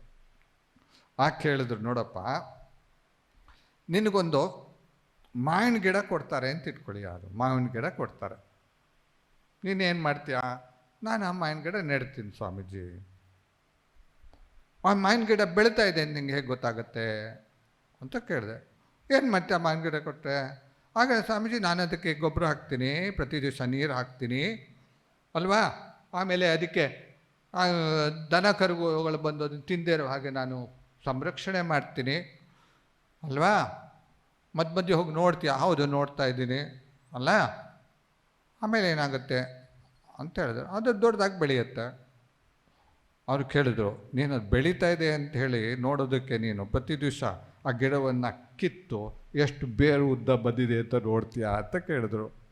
ಇಲ್ಲ ಸ್ವಾಮೀಜಿ, ಇಲ್ಲ ನಾನೆಲ್ಲ ಹಾಗೆ ನೋಡೋಕ್ಕೆ ಹೋದರೆ ಆ ಗಿಡ ಪತ್ತೆ ಹೋಗುತ್ತಲ್ವಾ. ಏನು ಮಾಡ್ತೀಯ ಹಾಗಾದರೆ? ಪ್ರತಿ ದಿವಸ ನೀರು ಹಾಕ್ತೀನಿ ಮತ್ತು ಗೊಬ್ಬರ ಹಾಕ್ತೀನಿ, ಅದನ್ನು ಆರೈಕೆ ಮಾಡ್ತೀನಿ. ಆಧ್ಯಾತ್ಮಿಕ ಜೀವನೂ ಹಾಗೆ. ಏನೋ ಗುರುಗಳು ಕೊಟ್ಟಿರ್ತಕ್ಕಂಥ ಯಾವ ಉದ್ದೇಶಗಳಿವೆ, ಯಾವ ಮಂತ್ರಗಳು ನಮ್ಮ ಮಂತ್ರದೀಕ್ಷೆ ಮಂತ್ರವನ್ನು ಕೊಟ್ಟಿದ್ದಾರೆ, ಆ ಮಂತ್ರದ ಮುಖಾಂತರ ನೀನು ಆರೈಕೆ ಮಾಡ್ತಾ ಹೋಗಬೇಕು. ಆಗ ನಿನಗೆ ಒಂದು ಸತಿ ಫಲ ಕೊಡುತ್ತಲ್ಲ, ಆ ಮಾವಿನ ಗಿಡ ದೊಡ್ಡದಾಗಿ ಹಣ್ಣು ಕೊಡುತ್ತಲ್ಲ, ಆಗ ನಿನಗೆ ಗೊತ್ತಾಗಿದೆ, ಓ ಇದು ಬೆಳೆದಿದೆ ಅಂತಲ್ಲ, ಇದು ಬೆಳೆದಿದೆ ಅಂತ. ಹಾಗೆ ಆಧ್ಯಾತ್ಮಿಕ ಜೀವನದಲ್ಲೂ ಹಾಗೆ ಗುರುಗಳು ಏನು ಹೇಳಿಕೊಟ್ಟಿದ್ದಾರೆ ಅದನ್ನು ನಾವು ಬಿಡದೆ ನಾವು ಅದನ್ನು ಪ್ರಾಕ್ಟೀಸ್ ಮಾಡ್ತಾ ಹೋಗಬೇಕು. ಬಹಳ ಮುಖ್ಯ. ಒಬ್ಬ ಬ್ರಹ್ಮಚಾರಿ ಸೇರಿಕೊಂಡಿದ್ದ, ನಾನು ಸೇರಿದ ಅದೇ ಆಶ್ರಮದಲ್ಲಿ ನನಗಿಂತ 1-2 ವರ್ಷ ಆದಮೇಲೆ ಒಬ್ಬ ಸೇರಿಕೊಂಡ. ಅವನು 1 ತಿಂಗಳಿದ್ದ. ಆಗ ನನ್ನ ಹತ್ರ ಬಂದು ಕಂಪ್ಲೇಂಟ್ ಮಾಡಿದ್ರು, 1 ತಿಂಗಳಿದ್ದೀನಿ, ನನಗೇನು ಆಗಲೇ ಇಲ್ವಾ ಅಂತ. ಏನೂ ಆಗಲೇ ಇಲ್ಲ, ಅದು ಆಧ್ಯಾತ್ಮಿಕದಲ್ಲಿ ಏನು ಆಗಲಿಲ್ಲ ಇಲ್ಲಿ ಅಂತ. ಅವ್ನು ಬಿಟ್ಟು ಹೊಟ್ಟೋದ ಬಿಡಿ. ಅವ್ನು ಬಿಟ್ಟು ಹೋಗಿ ನಾನು ಒಂದು ಸತಿ ಹಿಮಾಲಯಕ್ಕೆ ಹೋದಾಗ ಅಲ್ಲಿ ಇನ್ನೊಂದು ಆಶ್ರಮದಲ್ಲೂ ನೋಡಿದೆ ಅವನು ಇದ್ದ. ಹಾಗಾಗಲ್ಲ ಇದು. ಗುರುಗಳ ಮೇಲೆ ವಿಶ್ವಾಸ ಇರಬೇಕು. ಅವರು ಹೇಳಿಕೊಟ್ಟದ್ದನ್ನು ನಾವು ಶ್ರದ್ಧೆಯಿಂದ ಅದನ್ನು ಜೀವನದಲ್ಲಿ ಅಳವಡಿಸ್ಕೊಳ್ಬೇಕು. ಬಹಳ ಮುಖ್ಯ ಇದು, ಬಹಳ ಮುಖ್ಯ. ಶ್ರದ್ಧೆ ಅನ್ನುವ ಪದ ಉಪಯೋಗಿಸ್ತಿದ್ದೀನಿ ನಾನು. ಶ್ರದ್ಧೆ ಎಲ್ಲಿದೆ ಅಲ್ಲಿ ಬೆಳವಣಿಗೆ ಇದೆ, ನೆನಪಿಟ್ಕೊಳ್ಳಿ. ಅಲ್ಲಿ ಪ್ರೋಗ್ರೆಸ್ ಇದೆ. ಶ್ರದ್ಧೆ ಇದ್ದರೆ ಪ್ರೋಗ್ರೆಸ್ ಇದೆ. ಶ್ರದ್ಧೆಯ ಸರೋವರದಲ್ಲಿ ತಾಯ ನಾಮದ ನೌಕೆ ತೇಲುತ್ತಿಹುದು ನೋಡ ಅಂತ. ಎಷ್ಟು ಚೆನ್ನಾಗಿದೆ ಗೊತ್ತಾ ಅದು? ಎಷ್ಟು ಚೆನ್ನಾಗಿದೆ, ಬಹಳ ಚೆನ್ನಾಗಿದೆ ಆ ಹಾಡು. ಶ್ರದ್ಧೆ ಅಂದರೆ ಏನು? ಶ್ರದ್ಧೆ ಅಂದರೆ ವಿಶ್ವಾಸ ಅಂತಲ್ವಾ? ಎಂಥ ವಿಶ್ವಾಸ ಬರಬೇಕದು? ಅದಕ್ಕೆ ಶಂಕರಾಚಾರ್ಯರು ವಿವೇಕ ಚೂಡಾಮಣಿಲಿ ಶ್ರದ್ಧೆ ಅನ್ನೋದಕ್ಕೆ ಒಂದು ಡೆಫಿನಿಷನ್ ಕೊಟ್ಟಿದ್ದಾರೆ, ಅರ್ಥ ಹೇಳ್ತಾರೆ. ಶಾಸ್ತ್ರಸ್ಯ ಗುರುವಾಕ್ಯಸ್ಯ ಸತ್ಯಬುದ್ಧಿಯ ಅವಧಾರಣಂ ಸಾ ಶ್ರದ್ಧಾ ಕಥಿತ ಸದ್ಭಿಃ ಯಯಾ ವಸ್ತೂಪಲಭ್ಯತೆ ಅಂತ. ಶಾಸ್ತ್ರ ಅಲ್ವಾ? ಶಾಸ್ತ್ರ ಮತ್ತು ಗುರುವಾಕ್ಯ ಈ ಎರಡರಲ್ಲೂ ಸಹ ಇದು ಸತ್ಯ ಅಂತ ಬುದ್ಧಿಯಿಂದ, ಅದು ಸತ್ಯ ಅನ್ನುವ ವಿಶ್ವಾಸದಿಂದ. ಸತ್ಯ ಅನ್ನುವ ವಿಶ್ವಾಸ ಬೇಕು. ಮಕ್ಕಳಿಗೆ ನೀವು ಹೇಳಿ ಅಲ್ಲಿ ಹೋಗ್ಬೇಡ ರಾತ್ರಿ, ಅಲ್ಲೊಂದು ಗುಮ್ಮ ಇದೆ, ಗುಮ್ಮ ಅಂತ ಹೇಳ್ತಾರಲ್ಲ ಬೆಂಗಳೂರು ಕಡೆಯಲ್ಲಿ, ಗುಮ್ಮ ಅಂತ ಹೇಳ್ತಾರಲ್ಲ, ಗುಮ್ಮ ಇದೆ ಹೋಗಬೇಡ, ಗುಮ್ಮನ ಕರಿಯದೇರೋ ಅಂತೇಳೋ ನಾಡಿದೆಲ್ಲ ಕೃಷ್ಣನ ಬಗ್ಗೆ. ಹಾಗೆ ಹಾಗೆ ಅದಕ್ಕೆ ಹೇಳಿಬಿಟ್ರೆ ಅದು ನಂಬತ್ತೆ ಅಲ್ವಾ, ಅದು ಹೋಗೋದೇ ಇಲ್ಲ, ಗೊತ್ತಾ, ಹೆದರುತ್ತೆ. ನೀವೆಲ್ಲರೂ ಹೋಗ್ತಾ ಇದ್ರೆ ಹೋಗ್ಬೇಡ ಅದು ಗುಮ್ಮ ಇದೆ ಅಂತ ಹೇಳುತ್ತೆ. ಅಂಥ ವಿಶ್ವಾಸ ಮಗುವಿನ ಅಲ್ಲಿ ಇರ್ತಕ್ಕಂಥ ವಿಶ್ವಾಸಕ್ಕೆ ಬಿಲೀಫ್. ಸತ್ಯ ಬುದ್ಧಿಯ ಅವಧಾರಣಂ, ಸತ್ಯ ಇದು ಅವ್ರು ಹೇಳಿ ಸತ್ಯ ಅಂತ ವಿಶ್ವಾಸ ಬೇಕಂತೆ. ಅವಧಾರಣಂ ಅಂತಂದರೆ ಪೂರ್ಣವಾಗಿ ಮಾನಸಿಕವಾಗಿ, ಬೌದ್ಧಿಕವಾಗಿ, ಭಾವನಾತ್ಮಕವಾಗಿ ವಿಶ್ವಾಸ ಇಟ್ಟು ಅವಧಾರಣಂ. ಈ ವಿಶ್ವಾಸಕ್ಕೆ ಅಚಲವಾಗಿರ್ತಕ್ಕಂಥ ವಿಶ್ವಾಸ, ಆ ವಿಶ್ವಾಸ ಹೇಗಿರುತ್ತೆ, ಆ ಅದ್ಭುತವಾಗಿರ್ತಕ್ಕಂಥ ಶಕ್ತಿಯುತವಾಗಿರ್ತಕ್ಕಂಥ ವಿಶ್ವಾಸದಿಂದ ಇದನ್ನು ಹೇಳ್ತಾರೆ ಶ್ರದ್ಧಾ ಅಂತ ಹೇಳ್ತಾರಂತೆ. ಶ್ರದ್ಧೆ ಅಂತ ಹೇಳ್ತಾರೆ ವಿಶ್ವಾಸ. ಅದು ಮಾತ್ರ ಅಲ್ಲ, ಅಷ್ಟೇ ಸಾಕಾ ವಿಶ್ವಾಸ ಇಟ್ಕೊಂಡ್ರೆ ಅಲ್ಲ, ಪುಟ್ ಇನ್ ಟು ಪ್ರಾಕ್ಟೀಸ್ ಅಂತ ಹೇಳ್ತಾರೆ. ಪುಟ್ ಇನ್ ಟು ಪ್ರಾಕ್ಟೀಸ್, ಅದನ್ನು ಜೀವನದಲ್ಲಿ ಪ್ರಾಕ್ಟೀಸ್ ಮಾಡಬೇಕು. ಆವಾಗಲೇ ಇದಕ್ಕೆ ಶ್ರದ್ಧೆ. ಇದನ್ನು ಏನು ಸಿಕ್ಕತ್ತೆ, ಇಷ್ಟು ವಿಶ್ವಾಸದಿಂದ ಮನಃಪೂರ್ವಕವಾಗಿ, ನಾನು ಹೇಳಿದ್ನಲ್ಲ, ಮನಃಪೂರ್ವಕವಾಗಿ, ಬೌದ್ಧಿಕವಾಗಿ, ಭಾವನಾತ್ಮಕವಾಗಿ ಯಾವುದನ್ನು ನಾವು ಸತ್ಯ ಅಂತ ನಂಬಿ ಅದನ್ನು ಜೀವನದಲ್ಲಿ ನಾವು ಅಭ್ಯಾಸ ಮಾಡ್ತೀವೋ, ಆ ಅಭ್ಯಾಸ ಇದೆಯಲ್ಲ ಅದು ಅದ್ಭುತವಾಗಿರ್ತಕ್ಕಂಥ ಶಕ್ತಿಯನ್ನು ಕೊಡುತ್ತಂತೆ. ಅದು ಏನು ಮಾಡುತ್ತೆ, ಆ ವಿಶ್ವಾಸ ಅದು ವಸ್ತೂಪಲಭ್ಯತೆ. ಅದರಿಂದ ವಸ್ತು ಅಂದರೆ ಪರಮಾತ್ಮ ಅಂತ ಅರ್ಥ. ವಸ್ತು ಅಂತ ವೇದಾಂತದಲ್ಲಿ ಹೇಳ್ತಾರೆ, ವಸ್ತು ಪರಮಾತ್ಮ ಅಂತ ಹೇಳ್ತಾರೆ. ವೇದಾಂತ ಸಾರದಲ್ಲಿ ವಸ್ತು ಅನ್ನೋದಕ್ಕೆ ಅದು ಭಗವಂತ ಅಂತ ಹೇಳ್ತಾರೆ. ವಸ್ತು ಆತ್ಮಜ್ಞಾನ ಸಚ್ಚಿದಾನಂದಂ ಅಂತ ಹೇಳ್ತೀವಲ್ಲ, ಅದರ ಸಾಕ್ಷಾತ್ಕಾರ ಆಗತ್ತಂತೇಳಿ, ಸಾಕ್ಷಾತ್ಕಾರ ಆಗುತ್ತೆ. ಸ್ವಾಮಿ ವಿವೇಕಾನಂದರಿಗೆ ಒಬ್ಬರು ಶಿಷ್ಯ ಇದ್ದರು. ಅವನು ಆಶ್ರಮಕ್ಕೆ ಸೇರಿಕೊಂಡಿದ್ದು. ಅವರು ಪಾಪ ಹಳ್ಳಿಯಿಂದ ಬಂದವರು. ಅವರಿಗೆ ಸ್ವಾಮೀಜಿ ನಾನು ಹೇಳ್ದಾಗ ಕೇಳ್ತೀಯಾ, ನಾನು ಹೇಳ್ದಾಗ ಮಾಡ್ತೀಯಾ? ಹಾಂ ಸ್ವಾಮೀಜಿ ನೀವು ಹೇಳ್ದಾಗೆ ಮಾಡ್ತೀನಿ ಅಂತ ಹೇಳಿದರು. ಮಾಡ್ತೀನಿ ಸ್ವಾಮಿ, ನೀವು ಈಗ ನದಿಗೆ ನದಿಗೆ ಹಾರಿಬಿಟ್ಟು ಮಸಲೆ ಹಿಡ್ಕೊಂಬರಕ್ಕೆ ರೆಡಿ ಇದೆಯಾ ಅಂತ. ರೆಡಿ ಇದ್ದೀನಿ ಸ್ವಾಮೀಜಿ, ನೀವು ಹೇಳ್ದಾಗೆ. ಗುರುವಿನ ಒಂದು ಸತಿ ಯಾರೋ ಬೇಲೂರು ಮಠಕ್ಕೆ ಒಂದು ದನವನ್ನು ದಾನ ಮಾಡಿದರು. ಅದು ಗಂಗಾ ನದಿಯ ಆ ದಡದಲ್ಲಿ ಒಂದು ಹಳ್ಳಿ, ಗಂಗಾ ನದಿಯ ದಾಟಿ ಆ ಕಡೆ ಹೋಗಬೇಕು. ಅಲ್ಲಿ ಬೇಲೂರು ಮಠ ಈ ಕಡೆ ಇರೋದು, ಆ ಕಡೆ ಹಳ್ಳಿ ಇತ್ತು. ಅವರೊಬ್ಬ ಹಿರಿಯ ಸ್ವಾಮೀಜಿಯವ್ರನ್ನ ಕರೆದು, ಇನ್ನೊಬ್ಬರು ಸ್ವಾಮೀಜಿಯವ್ರನ್ನ ಕರೆದುಬಿಟ್ಟು ಹೇಳಿದ್ರು, ನೋಡಪ್ಪ ಅದನ್ನು ನೀವು ಆ ದನವನ್ನು ನೀವು ತೊಗೊಂಬನ್ನಿ ಅಂತ. ಆಯಿತಾ, ಒಂದು ಹಗ್ಗ ಎಲ್ಲ ತೊಗೊಂಡ್ರು. ಆಗ ಈ ಹುಡುಗನ್ನ ಕರೆದುಬಿಟ್ಟು ಹೇಳಿದ್ರು, ನೋಡಪ್ಪ ನೀನು ಸಹ ಈ ಸ್ವಾಮೀಜಿಯವ್ರ ಜೊತೆ ಹೋಗು, ಆಯಿತಾ, ಆ ದನ ನೀನು ಹೊಡ್ಕೊಂಬನ್ನಿ, ತೊಗೊಂಬನ್ನಿ ಅಂತ. ಹೋಗುವಾಗ ಹೇಳಿದ್ರು, ನೋಡು ದನ ಇದೆಯಲ್ಲ ಅದು ಕೆಲವು ಸತಿ ಆ ಕಡೆ ಓಡೋಗುತ್ತೆ, ಆದರೆ ಹಗ್ಗ ಮಾತ್ರ ಬಿಡಬೇಡ ಅಂತ ಹೇಳಿದ್ರು. ಏನೋ ಹಗ್ಗ ಬಿಡಬೇಡ ಅಂತ, ಹಗ್ಗ ಮಾತ್ರ ಬಿಡಬೇಡ. ಅದು ಎಳ್ಕೊಂಡೋಗುತ್ತಲ್ಲ, ನೀವು ದನ ಕರ್ಕೊಂಬರುವಾಗ ಅದು ನೀವು ಹೇಳ್ದಾಗ ಕೇಳೋದೇ ಇಲ್ಲ. ತನ್ನ ಮನೆ ಬಿಟ್ಟು ಬರುತ್ತೆ, ರೆಡಿ ಇದೆಯಾ ಅದು, ಪಾಪ ಅದು ಬಿಡಿ ಎಲ್ಲ ಹೇಳ್ಕೊಂಡು ಯಾರೋ ಅಪರಿಚಿತರು ಬಂದುಬಿಟ್ಟು ಹೇಳ್ಕೊಂಬರಕ್ಕೆ ಬಿಡಲ್ಲ ಅದು. ಆಮೇಲೆ ಆಯಿತು ಅಂತ ಹೇಳ್ದ. ಆಯಿತು ಆಗಲಿ ಅಂತೇಳಿ ನಮಸ್ಕಾರ ಮಾಡಿ ಹೊರಟು. ದೋಣಿ ದಾಟಿದ್ರು, ದೋಣಿಯಿಂದ ನದಿ ದಾಟಿದ್ರು. ಆಮೇಲೆ ಗಂಗಾ ನದಿ ಆ ಕಡೆ ಹೋದರು, ಹಳ್ಳಿಗೆ ಹೋದರು.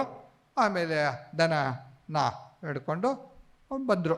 ಇವ್ನು ಹಿಡ್ಕೊಂಡಿದ್ದ ದನದ ಹಗ್ಗ, ಕುತ್ತಿಗೆ ಕಟ್ಟಿರ್ತಾರಲ್ಲ ಹಗ್ಗ ಹಿಡ್ಕೊಂಡಿದ್ದ. ಸರಿ ಬಂದರು, ಗಂಗಾ ನದಿ ದಂಡೆಗೆ ಬಂದರು. ಅಲ್ಲಿ ಒಂದು ದೋಣಿ, ದೊಡ್ಡ ದೋಣಿ, ಆ ದೋಣಿಲಿ ದನನ ಹತ್ತಿಸಿದ್ರು. ಆಮೇಲೆ ಕತ್ಲೆ ಆಗ್ತಾ ಬಂದು ಇನ್ನೇನು ಸಂಜೆ ಸಮಯ ಆಯಿತು. ಸರಿ ದನ ಅದಕ್ಕೆ ಹಿಡ್ಕೊಂಡಿದ್ದು. ಆಮೇಲೆ ಮಧ್ಯದಲ್ಲಿ ಬರುವಾಗ ಈ ಗಂಗಾ ನದಿಲಿ ದೊಡ್ಡ ಅಲೆ ಬರುತ್ತೆ. ಅಲೆ ಬರುತ್ತೆ. ಮೊದಲೇ ಪಾಪ ನದಿ ಹೆದರಿಕೆ ಆಗಿದೆ ಈ ದನಕ್ಕೆ. ಅದು ಮಧ್ಯದಲ್ಲಿ ಬರುವಾಗ ಹೆದರ್ಬಿಡ್ತು, ಜಂಪ್ ಮಾಡಿಬಿಡ್ತು ನದಿಗೆ. ಜಂಪ್ ಮಾಡಿಬಿಡ್ತು. ಜನ ಎಲ್ಲ ಹೋ ಅಂದರು. ಈ ಹುಡುಗ ಹಗ್ಗ ಹಿಡ್ಕೊಂಡಿದ್ನಲ್ಲ ಈ ಬ್ರಹ್ಮಚಾರಿ, ಅವನು ಜಂಪ್ ಮಾಡ್ದ. ಅದು ಏನಾಗಿದೆ ಅಂತಂದರೆ, ಈ ಅಲ್ಲಿ ಗಂಗಾ ನದಿಯಲ್ಲಿ 2 ದಿವಸಕ್ಕೆ 2 ಸತಿ ನೀರು ಉಬ್ಬರ ಆಗುತ್ತೆ. ಸಮುದ್ರ ಕಡೆಯಿಂದ ನೀರು ಮೇಲೆ ಬರುತ್ತೆ, ಆಮೇಲೆ ಸ್ಲೋಲಿ ಇಳ್ಕೊಂಡು ಹೋಗುತ್ತೆ. ನಿಮ್ಗೆ ಆಶ್ಚರ್ಯ, ಅದು ಹುಣ್ಣಿಮೆ ಸಮಯದಲ್ಲಿ ಮೇಲೆ ಬಂದಿರುತ್ತೆ. ಹೀಗೆ ಅದು ಬಂದಿರುತ್ತೆ, ಜಾಸ್ತಿ ಬಂದಿರುತ್ತೆ ನೀರು. 20 ಅಡಿ 25 ಅಡಿ ಮೇಲೆ ಬಂದುಬಿಡುತ್ತೆ ನೀರು. ಈಗ ಅದು ಆ ಸಮಯದಲ್ಲಿ, ಆ ಉಬ್ಬರ ಬರೋ ಸಮಯದಲ್ಲಿ ಸಮುದ್ರ ಕಡೆಯಿಂದ ಜೋರಾಗಿ ಅಲೆ ಬರುತ್ತೆ, ಮೇಲೆ ನೀರು ಹೋಗುತ್ತೆ ಆ ಕಡೆಗೆ, ಉತ್ತರ ದಿಕ್ಕಿಗೆ ಹೋಗುತ್ತೆ ಅದು. ಈಗ ಇವು ತೇಳ್ಕೊಂಡು ಹೋಗ್ತಾ ಇದೆ, ಅಲ್ಲೇ ಕೊಚ್ಕೊಂಡು ಹೋಗ್ತಾ ಇದೆ ಅದು ಮೇಲ್ಗಡೆ ವಿರುದ್ಧ ದಿಕ್ಕಿಗೆ, ಸಮುದ್ರ ದಿಕ್ಕಿಗೆಲ್ಲ ವಿರುದ್ಧ ಕೊಟ್ಟೋಗ್ತಾ ಇದೆ. ಆದರೆ ಎಲ್ಲ ಸ್ವಾಮಿಗಳು ಕೂಗೋದು, ಬಿಟ್ಬಿಡು ಕೈ, ಇದು ಹಗ್ಗ ಬಿಟ್ಬಿಡು ಅಂತ. ಅವ್ನು ಮುಳುಗೋಗ್ಬಿಟ್ರೆ. ಬಟ್ ಅವನಿಗೆ ಈಜೆಲ್ಲ ಗೊತ್ತಿತ್ತು, ಚೆನ್ನಾಗಿ ಈಜು ಗೊತ್ತಿತ್ತು. ಸರಿ, ಆಮೇಲೆ ಏನು ಮಾಡಿದ್ರು ಕೇಳೋದಿಲ್ಲ. ಹೋಗ್ತಾ ಇದ್ದಾನೆ, ಬಿಡೋದೇ ಇಲ್ಲ. ಅವನು ಹಗ್ಗ ಹಿಡ್ಕೊಂಡು ಬಿಟ್ಟಿದ್ದಾನೆ. ದನ ಹೋಗ್ತಾ ಇದೆ, ಇನ್ನೂ ಹೋಗ್ತಾ ಇದ್ದಾರೆ. ಆಮೇಲೆ ಬನ್ನಿ ಇನ್ನೇನು ಮಾಡೋದು, ಇವ್ರು ಪಾಪ ಈ ಸಾಧುಗಳಿಗೆ ನದಿಗೆ ಹಾರಕ್ಕಾಗತ್ತಾ, ಅವ್ನು ಇಡೋಕ್ಕೆ ಆಗುತ್ತಾ? ಆಗಲ್ಲ. ಕೊನೆಗೆ ಭಾಳ ಬೇಸರ ಆಯಿತು. ಏನು ಮಾಡೋದು ಗೊತ್ತಾಗಲ್ಲ. ಜನರು ಅಂದರು, ಏನೋ ಗೊತ್ತಾಗಿಲ್ಲ. ಕೊನೆಗೆ ಜನರಿಗೆ ಗೊತ್ತಾಯಿತು ಈಜು ಬರುತ್ತೆ ಅಂತ. ಮುಳುಗಲ್ಲ ಅಂದು ಗೊತ್ತಾಯಿತು. ಅದರ ಹಗ್ಗ ಮಾತ್ರ ಬಿಡಲ್ಲ. ಸರಿ, ಸಂಜೆ ಆಗ್ತಾಯಿದೆ, ಕತ್ತಲೆ ಬೇರೆ ಆಗ್ತಾಯಿದೆ. ಅವ್ರು ಕಾದರು ಬರ್ತಾನ ಅಂತ. ಇಲ್ಲ, ಬರಲೇ ಇಲ್ಲ. ಅದು ಎಲ್ಲೋ ಮೇಲೆ ಹೋಗ್ಬಿಟ್ಟು ಆಮೇಲೆ ಸಂಜೆ ಆಗುವಾಗ, ಕತ್ತಲೆ ಆಗುವಾಗ, ಒಂದು 7 ಗಂಟೆ ಆಗುವಾಗ ಅವರು ಬಂದು ಸ್ವಾಮೀಜಿಯವ್ರಿಗೆ ಹೇಳಿದ್ರು, ಈ ಥರ ಮಾಡಿದಾನೆ ಅವನು ಬ್ರಹ್ಮಚಾರಿ ಅಂತ. ಅವನು ಹಗ್ಗ ಬಿಡಲೇ ಇಲ್ಲ. ನಾವು ಹೇಳಿದ್ವಿ, ಬಿಟ್ಬಿಡು ನೀನು ಬಂದುಬಿಡು ವಾಪಸ್ಸು ಅಂತ. ಅವ್ನು ಕೇಳೋದೇ ಇಲ್ಲ. ಅವನು ಹಗ್ಗ ಬಿಡದೆ ಕೊಚ್ಕೊಂಡು ಹೋಗಿದ್ದಾನೆ ಅಂತ. ಸ್ವಾಮಿ ವಿವೇಕಾನಂದರಿಗೆ ಸ್ವಲ್ಪ ಇದಾಯಿತು, ಎಂಥ ಕೆಲಸ ಮಾಡ್ದ ಹುಡುಗ ಅಂತ. ಸರಿ, ಬಂದ. ಸಂಜೆ 7:15 ಅಷ್ಟೊತ್ತಿಗೆ ದನ ಹಿಡ್ಕೊಂಡು ಬಂತಾರೆ ಅಂದರೆ ಆ ಬೇಟ್ಲು ಬಟ್ಟಿಗೆ. ಸ್ವಾಮಿ ವಿವೇಕಾನಂದ ಓಡಿಗೆ ಅಪ್ಕೊಂಡ್ಬಿಟ್ರು ಅವ್ರನ್ನ, ಬ್ರಹ್ಮಚಾರಿನ ಅಪ್ಕೊಂಡು ಹೇಳಿದ್ರು, ಎಂತ ಕೆಲಸ ಮಾಡಿದೆ ನೀನು? ಅದು ದನ ಹಾರಿದ್ರೆ ಏನಂತೆ, ಹಗ್ಗ ಬಿಟ್ಬಿಡ್ಬೋದಾಗಿತ್ತಲ್ಲ ಅಂತ. ಆಗ ಹೇಳಿದೆ, ಸ್ವಾಮೀಜಿ ನನಗೆ ಹೋಗುವಾಗ ಹೇಳಿದ್ರಿ, ದನ ಆ ಕಡೆ ಓಡೋಗುತ್ತೆ, ಹಗ್ಗ ಬಿಡಬೇಡ ಅಂತ. ಹಗ್ಗ ಬಿಡಬೇಡ ಅಂತ ಹೇಳಿದ್ರಲ್ಲ ಅಂತ.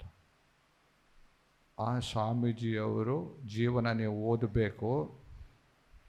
ಎಂಥ ಅದ್ಭುತವಾಗಿರ್ತಕ್ಕಂಥ ಸೇವೆ ಮಾಡಿದ್ದಾರೆ ಅಂತಂದರೆ, ಆ ಸ್ವಾಮೀಜಿಯವರು, ಸ್ವಾಮಿ ವಿವೇಕಾನಂದರು ಅವರಿಗೆ ಹೇಳಿದರು, ನೋಡಪ್ಪ, ನೀನು ಬೆಂಗಾಲನ್ನು ಮರ್ತು ಬಿಡು, ಹರಿದ್ವಾರಕ್ಕೆ ಹೋಗೋ. ಅಲ್ಲಿ ಅನೇಕ ಜನ ಸಾಧುಗಳು, ಅವರು ಇವರು ಹುಷಾರಿಲ್ಲದೆ ಪಾಪ ನೋಡ್ಕೊಂಡು ಇಲ್ಲ ಸಾಧುಗಳು ಇದ್ದಾರೆ. ಅನೇಕ ಜನ ಪಿಲ್ಗ್ರಿಮ್ಸ್ ಎಲ್ಲ ಬರ್ತಾರೆ ಅಲ್ಲಿ, ಅವರಿಗೆ ಕೆಲಸತೆ ಅಲ್ಲೇ ಹುಷಾರಿರಲ್ಲ.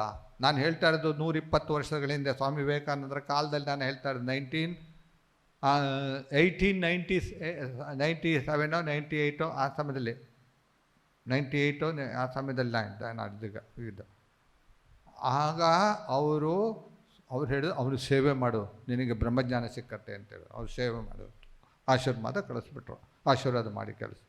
ಆ ಸ್ವಾಮೀಜಿಯವರು ಅಲ್ಲಿ ಹೋಗಿ, ಆ ಸ್ವಾಮೀಜಿ ಸನ್ಯಾಸ ಎಲ್ಲ ಆಗಿತ್ತು, ಹೋಗಿ ಮರದ ಕೆಳಗಡೆ ಇದ್ದು ಒಂದು ಮರದ ಕೆಳಗಡೆ ಇದ್ದು, ಯಾವುದೋ ಅಲ್ಲಿ ಗೌರ್ಮೆಂಟ್ ಹಾಸ್ಪಿಟಲ್, ಬ್ರಿಟಿಷರ ಕಾಲದಲ್ಲಿ ಹೇಳ್ತಾ ಇರೋದು ನಾನು. ಅವಾಗ ಹಾಸ್ಪಿಟ್ಲ್ ಏನಿರಲಿಲ್ಲ, ಅಲ್ಲೋ ದೂರ ನಡ್ಕೊಂಡು ಹೋಗ್ಬೇಕು. ಅಲ್ಲಿ ಹೋಗಿ ಸ್ವಲ್ಪ ಎಲ್ಲ ಮೆಡಿಸಿನ್ಸ್, ಏನೋ ಒಂದು ಮೆಡಿಸಿನ್ ಸಿಗ್ತಾಯಿತ್ತಲ್ಲ, ಏನೋ ಅದು ಪೌಡ್ರು ಅಷ್ಟೇ, ಅದೆಲ್ಲ ಅಷ್ಟೇ ಸಿಗ್ತಾ, ಅದನ್ನು ತೊಗೊಂಬಂದು ಇಟ್ಕೊಂಡು ಆ ರೋಗಿಗಳನ್ನು ಬೆಂದ ಮೇಲೆ ಹೊತ್ಕೊಂಡು ತಂದು ಮರದ ಕೆಳಗಡೆ ಮಲಗಿಸಿ ಭಿಕ್ಷಾ ಬೇಡಿ ಅವರಿಗೆ ಊಟ ಹಾಕಿ ಅವ್ರು ಸೇವೆ ಮಾಡೋಕ್ಕೆ ಆರಂಭ ಮಾಡಿದ್ರು ನೋಡಿ. ಅವ್ರ ಜೊತೆಗೆ ಇನ್ನೊಬ್ಬರು ಸ್ವಾಮೀಜಿಯವರು ಆಮೇಲೆ ಸೇರಿಕೊಂಡ್ರು, ನಿಶ್ಚಯಾನಂದ ಮತ್ತು ಕಲ್ಯಾಣಾನಂದ ಅಂತ ಇಬ್ಬರು. ಈಗ ಅದು ಎಂಥ ಸೇವೆ ಮಾಡಿದ್ದಾರೆ ಅಂತಂದರೆ, ಈಗ ಅದೇ ಜಾಗದಲ್ಲಿ ಸುಮಾರು 300-400 ಬೆಡ್ಡಿನ ಹಾಸ್ಪಿಟ್ಲು ನಡ್ಕೊಂಬನ್ನಿ 100 ವರ್ಷಗಳಾದಮೇಲೆ ಏನು ಸೇವೆ ಮಾಡಿದ್ದಾರೆ ಅಂತಂದರೆ ಆ ಸ್ವಾಮೀಜಿಯವರು, ಸ್ವಾಮಿ ವಿವೇಕಾನಂದರು ಹೇಳಿದ್ರಲ್ಲ ನಿಮ್ಗೆ ಬ್ರಹ್ಮಜ್ಞಾನ ಸಿಕ್ಕತ್ತೆ ಅಂತ. ನಿಜವಾಗ್ಲೂ ಸೇವೆಯಿಂದನೇ, ಗುರುವಿನ ವಾಕ್ಯವಾದ ಪರಿಪಾಲನೆಯಿಂದನೇ ಒಬ್ಬ ವ್ಯಕ್ತಿ ಬ್ರಹ್ಮಜ್ಞಾನವನ್ನು ಪಡಿಬಹುದು ಅನ್ನುವುದನ್ನು ಸಾಬೀತುಪಡಿಸಿದ್ದಾರೆ. ನೆನ್ಪಿಟ್ಕೊಳ್ಳಿ, ಗುರು ಅಂದರೆ ವ್ಯಕ್ತಿ ಅಲ್ಲ, ಅದು ಸಾಕ್ಷಾತ್ ಭಗವಂತನೇ. ಆ ಮಂತ್ರದೀಕ್ಷೆ ಸಮಯದಲ್ಲಿ ನಿಮಗೆ ಮಂತ್ರ ಕೊಟ್ಟು ಆಶೀರ್ವಾದ ಮಾಡಿದ್ರಲ್ಲ, ಆ ಸಮಯದಲ್ಲಿ ಆ ಗುರುಗಳಲ್ಲ, ಮನುಷ್ಯರೂಪಿ ಗುರುಗಳಲ್ಲ, ಅವರ ಮುಖಾಂತರ ಸಾಕ್ಷಾತ್ ಭಗವಂತನೇ ನಿಮ್ಮನ್ನು ಆಶೀರ್ವಾದ ಮಾಡಿದ್ದಾರೆ. ನೆನ್ಪಿಟ್ಕೊಳ್ಳಿ. ಅಯ್ಯೋ ಸ್ವಾಮಿ ನಮ್ಗೆ ಗೊತ್ತೇ ಆಗಲಿಲ್ವಲ್ಲ ನಮಗೆ. ಆಶ್ಚರ್ಯೋ ವಕ್ತ ಕುಶಲೋನು ಶಿಷ್ಟ ಅಂತ ಈ ಕಠೋಪನಿಷತ್ತಲ್ಲಿ ಹೇಳ್ತಾರಂತೆ. ಗುರು ಸಹ ಆಶ್ಚರ್ಯ ಅಂದರೆ ಅಂಥ ಸ್ಥಿತಿ ಏರಿದ್ದಾರೆ. ಶಿಷ್ಯನೂ ಸಹ ಅದ್ಭುತವಾಗಿರ್ತಕ್ಕಂಥ ಶಿಷ್ಯ. ಶ್ರೀರಾಮಕೃಷ್ಣರು ಸ್ವಾಮಿ ವಿವೇಕಾನಂದರ ಜೀವನ ಓದಿ ಅದರ ಅರ್ಥ ಆಗತ್ತೆ ಇರುವುದವು ಅಲ್ವಾ. ಅವರಿಬ್ಬರೇ. ಅದಕ್ಕೆ ಆಶ್ಚರ್ಯ ವಕ್ತ ಕುಶಲೋನು ಶಿಷ್ಟ ಅನ್ನೋದಕ್ಕೆ ಟಿಪ್ಪಣಿ ಬೇಕು ಅಂತಿದ್ರೆ ಶ್ರೀರಾಮಕೃಷ್ಣರು ಮತ್ತು ಸ್ವಾಮಿ ವಿವೇಕಾನಂದರು. ನೆನಪಿಟ್ಕೊಳ್ಳಿ, ಅವರು ಆವಾಗ ನಿಮ್ಗೆ ಆಶೀರ್ವಾದ ಮಾಡಿದಾಗ, ಕೊಟ್ಟಾಗ ಮಂತ್ರ ನಿಮಗೆ ಒಳಗೆ ಪ್ರವೇಶ ಆಗಿದೆ ಅಂತ ಅರ್ಥ. ಸಾಧನೆ ಮುಖಾಂತರ ಮಾಡ್ತಾ ಹೋದರೆ ಅದರ ಶಕ್ತಿ ಏನು ಅನ್ನುವುದನ್ನು ನಾವೇ ಅನುಭವಿಸ್ಬೋದು. ಗೊತ್ತಾಗುತ್ತೆ, ನಮಗೆ ಗೊತ್ತಾಗುತ್ತೆ. ಯಾಕೆ ನಿಮಗೆ ಆ ಸಮಯದಲ್ಲಿ ಮಂತ್ರದೀಕ್ಷೆ ಸಮಯದಲ್ಲಿ ಗೊತ್ತಾಗಲಿಲ್ಲ ಅಂತಂದರೆ ನಾವಿನ್ನೂ ಪ್ರಿಪೇರೇ ಮಾಡಿರಲಿಲ್ಲ ಅಲ್ವಾ.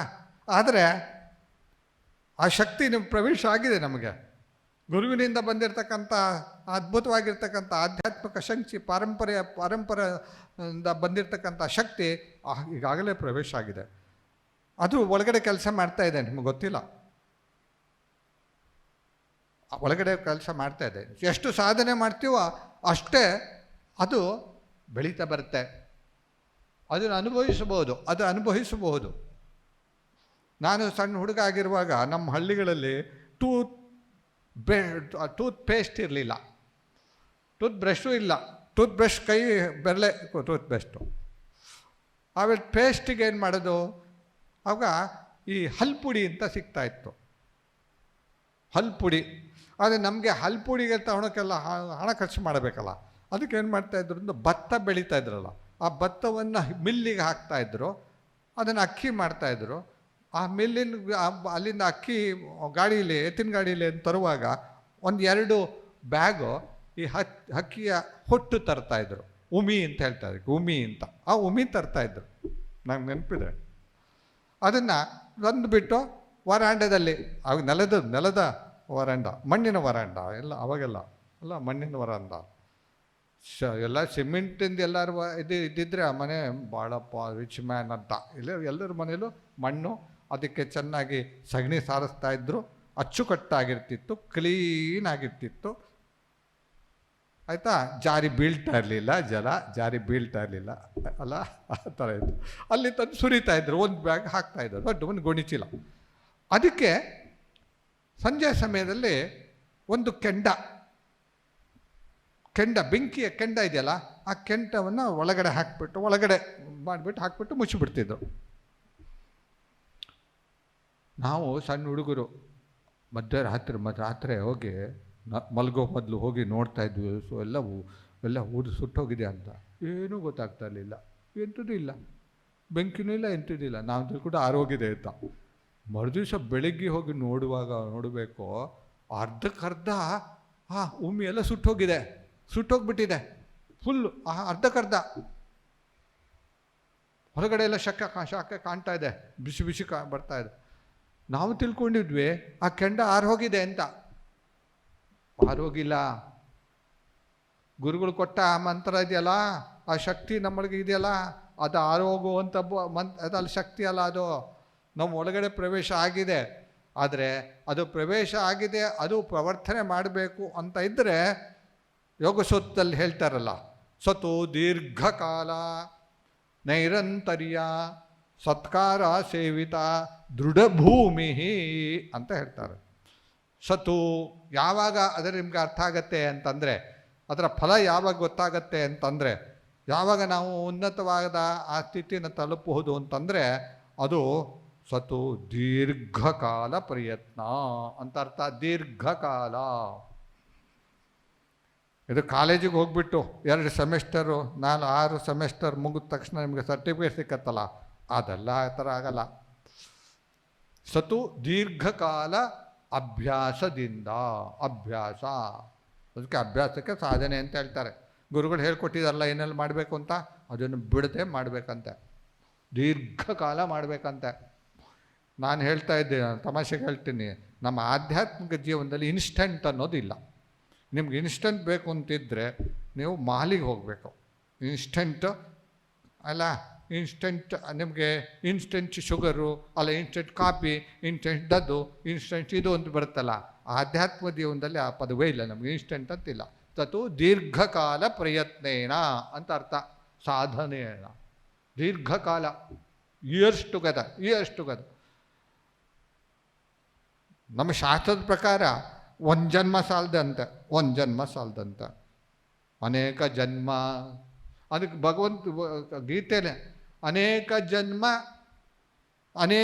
ಆದಮೇಲೆ ಸಂಸಿದ್ಧಿಂ ಅಂತ ಹೇಳ್ತಾನೆ. ಆಮೇಲೆ ಸಿದ್ಧಿ ಬರೋದಂತೆ ಅನೇಕ ಜನ್ಮ. ಯಾಕಂದರೆ ಅಷ್ಟು ಮಟ್ಟಿಗೆ ನಾವು ಕಸದ ಬುಟ್ಟಿ ಮಾಡಿ ಇಟ್ಕೊಂಡಿದ್ದೀವಿ. ನಮ್ಮ ಮನಸ್ಸು ಬುದ್ಧಿ ಎಲ್ಲ ಕಸದ ಬುಟ್ಟಿ ಹಾಕ್ಕೊಂಡಿದ್ದೀವಲ್ಲ, ಜನ್ಮಾಂತರದಿಂದ ತುಂಬಿಸ್ಕೊಂಡಿದ್ದೀವಿ. ಆಸೆ ಆಕಾಂಕ್ಷೆಗಳು, ಅದು ಇದು, ಕೋಪ ತಾಪ, ಏನೇನೋ ತುಂಬಿಸ್ಕೊಂಡ್ಬಿಟ್ಟಿದ್ದೀವಿ ಬೇಡದಿರೋದೆಲ್ಲ.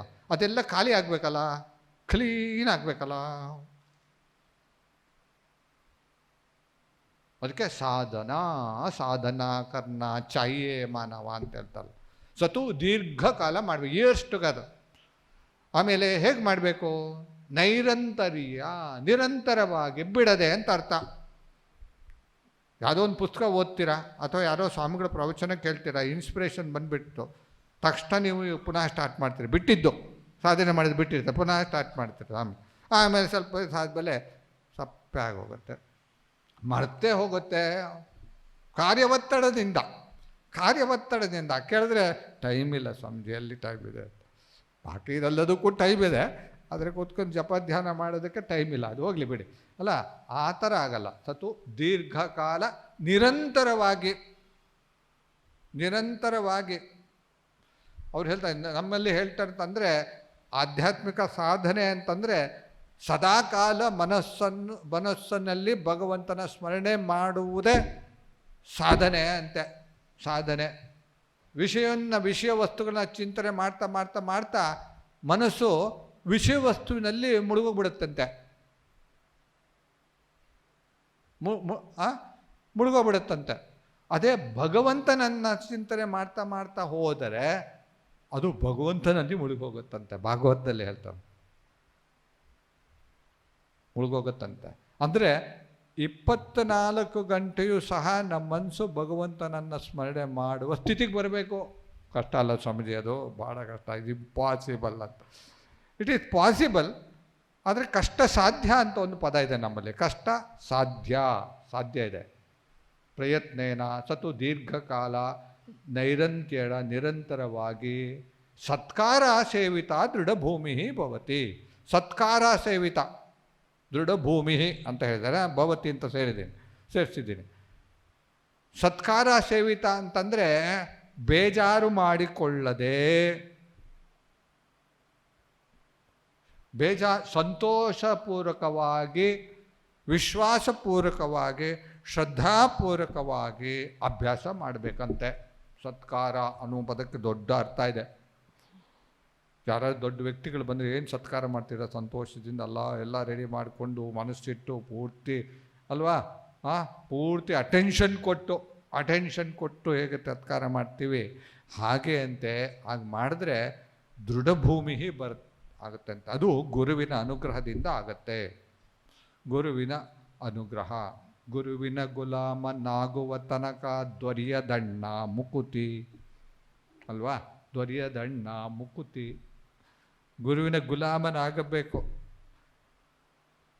ನಮ್ಮ ಶಾಸ್ತ್ರದಲ್ಲಿ, ನಮ್ಮ ಆಧ್ಯಾತ್ಮ ಪರಂಪರೆಯಲ್ಲಿ ಶಿಷ್ಯ ಗುರುವಿನ ಗುಲಾಮ ಹೇಗೆ ಆಗಿದ್ದರು ಅನ್ನೋದನ್ನು, ಹೇಗೆ ಸೇವೆ ಮಾಡಿದ್ರು ಗುರುವಿಗೆ ಅನ್ನೋದನ್ನು, ಅದನ್ನು ಅದ್ಭುತವಾಗಿರ್ತಕ್ಕಂಥದ್ದು ನೋಡಲೇಬೇಕು, ಅದನ್ನು ಓದಲೇಬೇಕು. ಅಂಥ ವಿಶ್ವಾಸ, ಅಂಥ ಒಬಿಡಿಯನ್ಸ್, ಪ್ರಾಪರ್ ಪ್ರಾಕ್ಟೀಸ್ ಇದೆಲ್ಲದಿಂದ ನಾವು ಗುರುವಿನ ಮಹಿಮೆಯನ್ನು ನಾವೇ ಅರ್ಥ ಮಾಡ್ಕೊಳ್ಬೋದಂತೆ. ಅಂತ ಗುರು ಕೃಪಾಂಜಲಿ ಅಲ್ಲ, ಬಾಯಿ ರಾಮ ಬಿನಾ ಕುಚೋ ಜಾನತ್ ನಾಹಿ. ಆ ಸ್ಥಿತಿಗೆ ತೆರಿತೀವಿ, ಭಗವಂತದ್ದೇ ಬೇರೆ ಇಲ್ಲ. ಸರ್ವಂ ಕಲ್ವಿಧಂ ಬಮ್ಮ ಅನ್ನುವ ಸ್ಥಿತಿಗೆ ಆ ಗುರುವಿನ ಅನುಗ್ರಹದಿಂದ ನಾವು ಹೇಳ್ಕೊಂಡು ಹೋಗ್ತೀವಂತೆ. ಅಷ್ಟು ಶಕ್ತಿ ಇದೆ ಗುರುವಿನ ಶಕ್ತಿ ಅದ್ಭುತವಾಗಿರ್ತಕ್ಕಂಥದ್ದು ಅಂತ ಹೇಳ್ತಾ, ಅಂಥ ಪವಿತ್ರವಾಗಿರ್ತಕ್ಕಂಥ ಗುರುಗಳು ನೆನಪು ಮಾಡಿಕೊಳ್ತಕ್ಕಂಥದ್ದು, ಗುರುಗಳು ಹೇಳಿಕೊಟ್ಟ ದಾರಿಯಲ್ಲಿ ನಾವು ಮುನ್ನಡಿಬೇಕು ಅಂತ ಪುನಃ ನಿರ್ಧಾರ ಮಾಡಿ ಆ ಪಥದಲ್ಲಿ ನಡೆಯುವ ಪ್ರಯತ್ನವನ್ನು ಮಾಡುವ ದಿವಸ ಇಂದು. ಅದಕ್ಕೆ ಗುರುಪೂರ್ಣಿಮಾ. ಈ ಗುರುಪೂರ್ಣಿಮೆ ದಿವಸ ಸಾಕ್ಷಾತ್ ಭಗವಂತನೇ ಆಗಿರ್ತಕ್ಕಂಥ ಆ ಗುರುವಿಗೆ ನಾವು ಸ್ಮರಣೆ ಮಾಡೋಣ. ಹೃತ್ಪೂರ್ವಕವಾಗಿ ಗುರು ಸ್ಮರಣೆ ಮಾಡ್ತಾ ಗುರುವಿನ ಉಪದೇಶವನ್ನು ಜೀವನಕ್ಕೆ ಅಳವಡಿಸಿಕೊಂಡು ನಾವು ಭಗವಂತನ ಹತ್ತಕ್ಕೆ ಹೋಗೋಣ ಅಂತ ಹೇಳ್ತಾ, ಜನನೀಂ ಶಾರದಾಂ ದೇವೀಂ ರಾಮಕೃಷ್ಣಂ ಜಗದ್ಗುರುಂ ಪಾದಪದ್ಮೆ ತಯೋಷಿತ್ವ ಪ್ರಣಮಾಮಿ ಮುಹುರ್ಮುಹು. ನಾಕಾದಿಲೋಕಂ ಸುಖದಂ ಚ ದಿವ್ಯಂ ಸುರಮ್ಯಮೈಶ್ವರ್ಯಂ ಅಹಂ ನ ಯಾಚೆ ಹೃದಾಸನೆ ತ್ವಂ ಕೃಪಯಾ ಸದಾ ವೈ ವಸೇತಿ ಯಾಚೆ ಭುವಿ ರಾಮಕೃಷ್ಣ. ಅಭಿದಾಂಜಿಯವರು ಬರೆದಿರ್ತಕ್ಕಂಥ ಅತ್ಯಂತ ಸುಂದರವಾಗಿದೆ ಶ್ರೀರಾಮಕೃಷ್ಣ. ನಾನು ಸ್ವರ್ಗದ ಸುಖವನ್ನಾಗಲಿ, ಭೂಲೋಕದಲ್ಲಿರ್ತಕ್ಕಂಥ ಸುಖವಾಗಲಿ, ಐಶ್ವರ್ಯವನ್ನಾಗಲಿ, ನಾನು ಕುಬೇರನ ಐಶ್ವರ್ಯ ನಾನು ನಿನ್ನಲ್ಲಿ ಯಾಚಿಸೋದಿಲ್ಲ. ನಾನು ಇಷ್ಟು ಮಾತ್ರ ನಿನ್ನಲ್ಲಿ ಯಾಚನೆ ಮಾಡ್ತೀನಿ ಶ್ರೀರಾಮಕೃಷ್ಣ. ಏನು ಅಂತ, ನನ್ನ ಹೃದಯದ ಆಸನದಲ್ಲಿ ಸದಾ ವಾಸ ಮಾಡು. ಅಂದರೆ ನಾನು ನಿನ್ನಲ್ಲಿ ಇರುವ ಹಾಗೆ ಮಾಡು ಭಗವಂತ ಅಂಥೇಳಿ ನಾನು ನಿನ್ನಲ್ಲಿ ಪ್ರಾರ್ಥನೆ ಮಾಡ್ತೀನಿ ಅನ್ನುವ ಅದ್ಭುತವಾಗಿರ್ತಕ್ಕಂಥ ಪ್ರಾರ್ಥನಾಪೂರ್ವಕವಾಗಿರ್ತಕ್ಕಂಥ ಈ ಶ್ಲೋಕದ ಮುಖಾಂತರ ಶ್ರೀರಾಮಕೃಷ್ಣರಿಗೆ ಶರಣಾಗೋಣ, ಗುರುವಿನ ಅನುಗ್ರಹಕ್ಕೆ ನಾವು ಪಾತ್ರರಾಗೋಣ ಅಂತ ಹೇಳ್ತಾ, ಜೈ ರಾಮಕೃಷ್ಣ.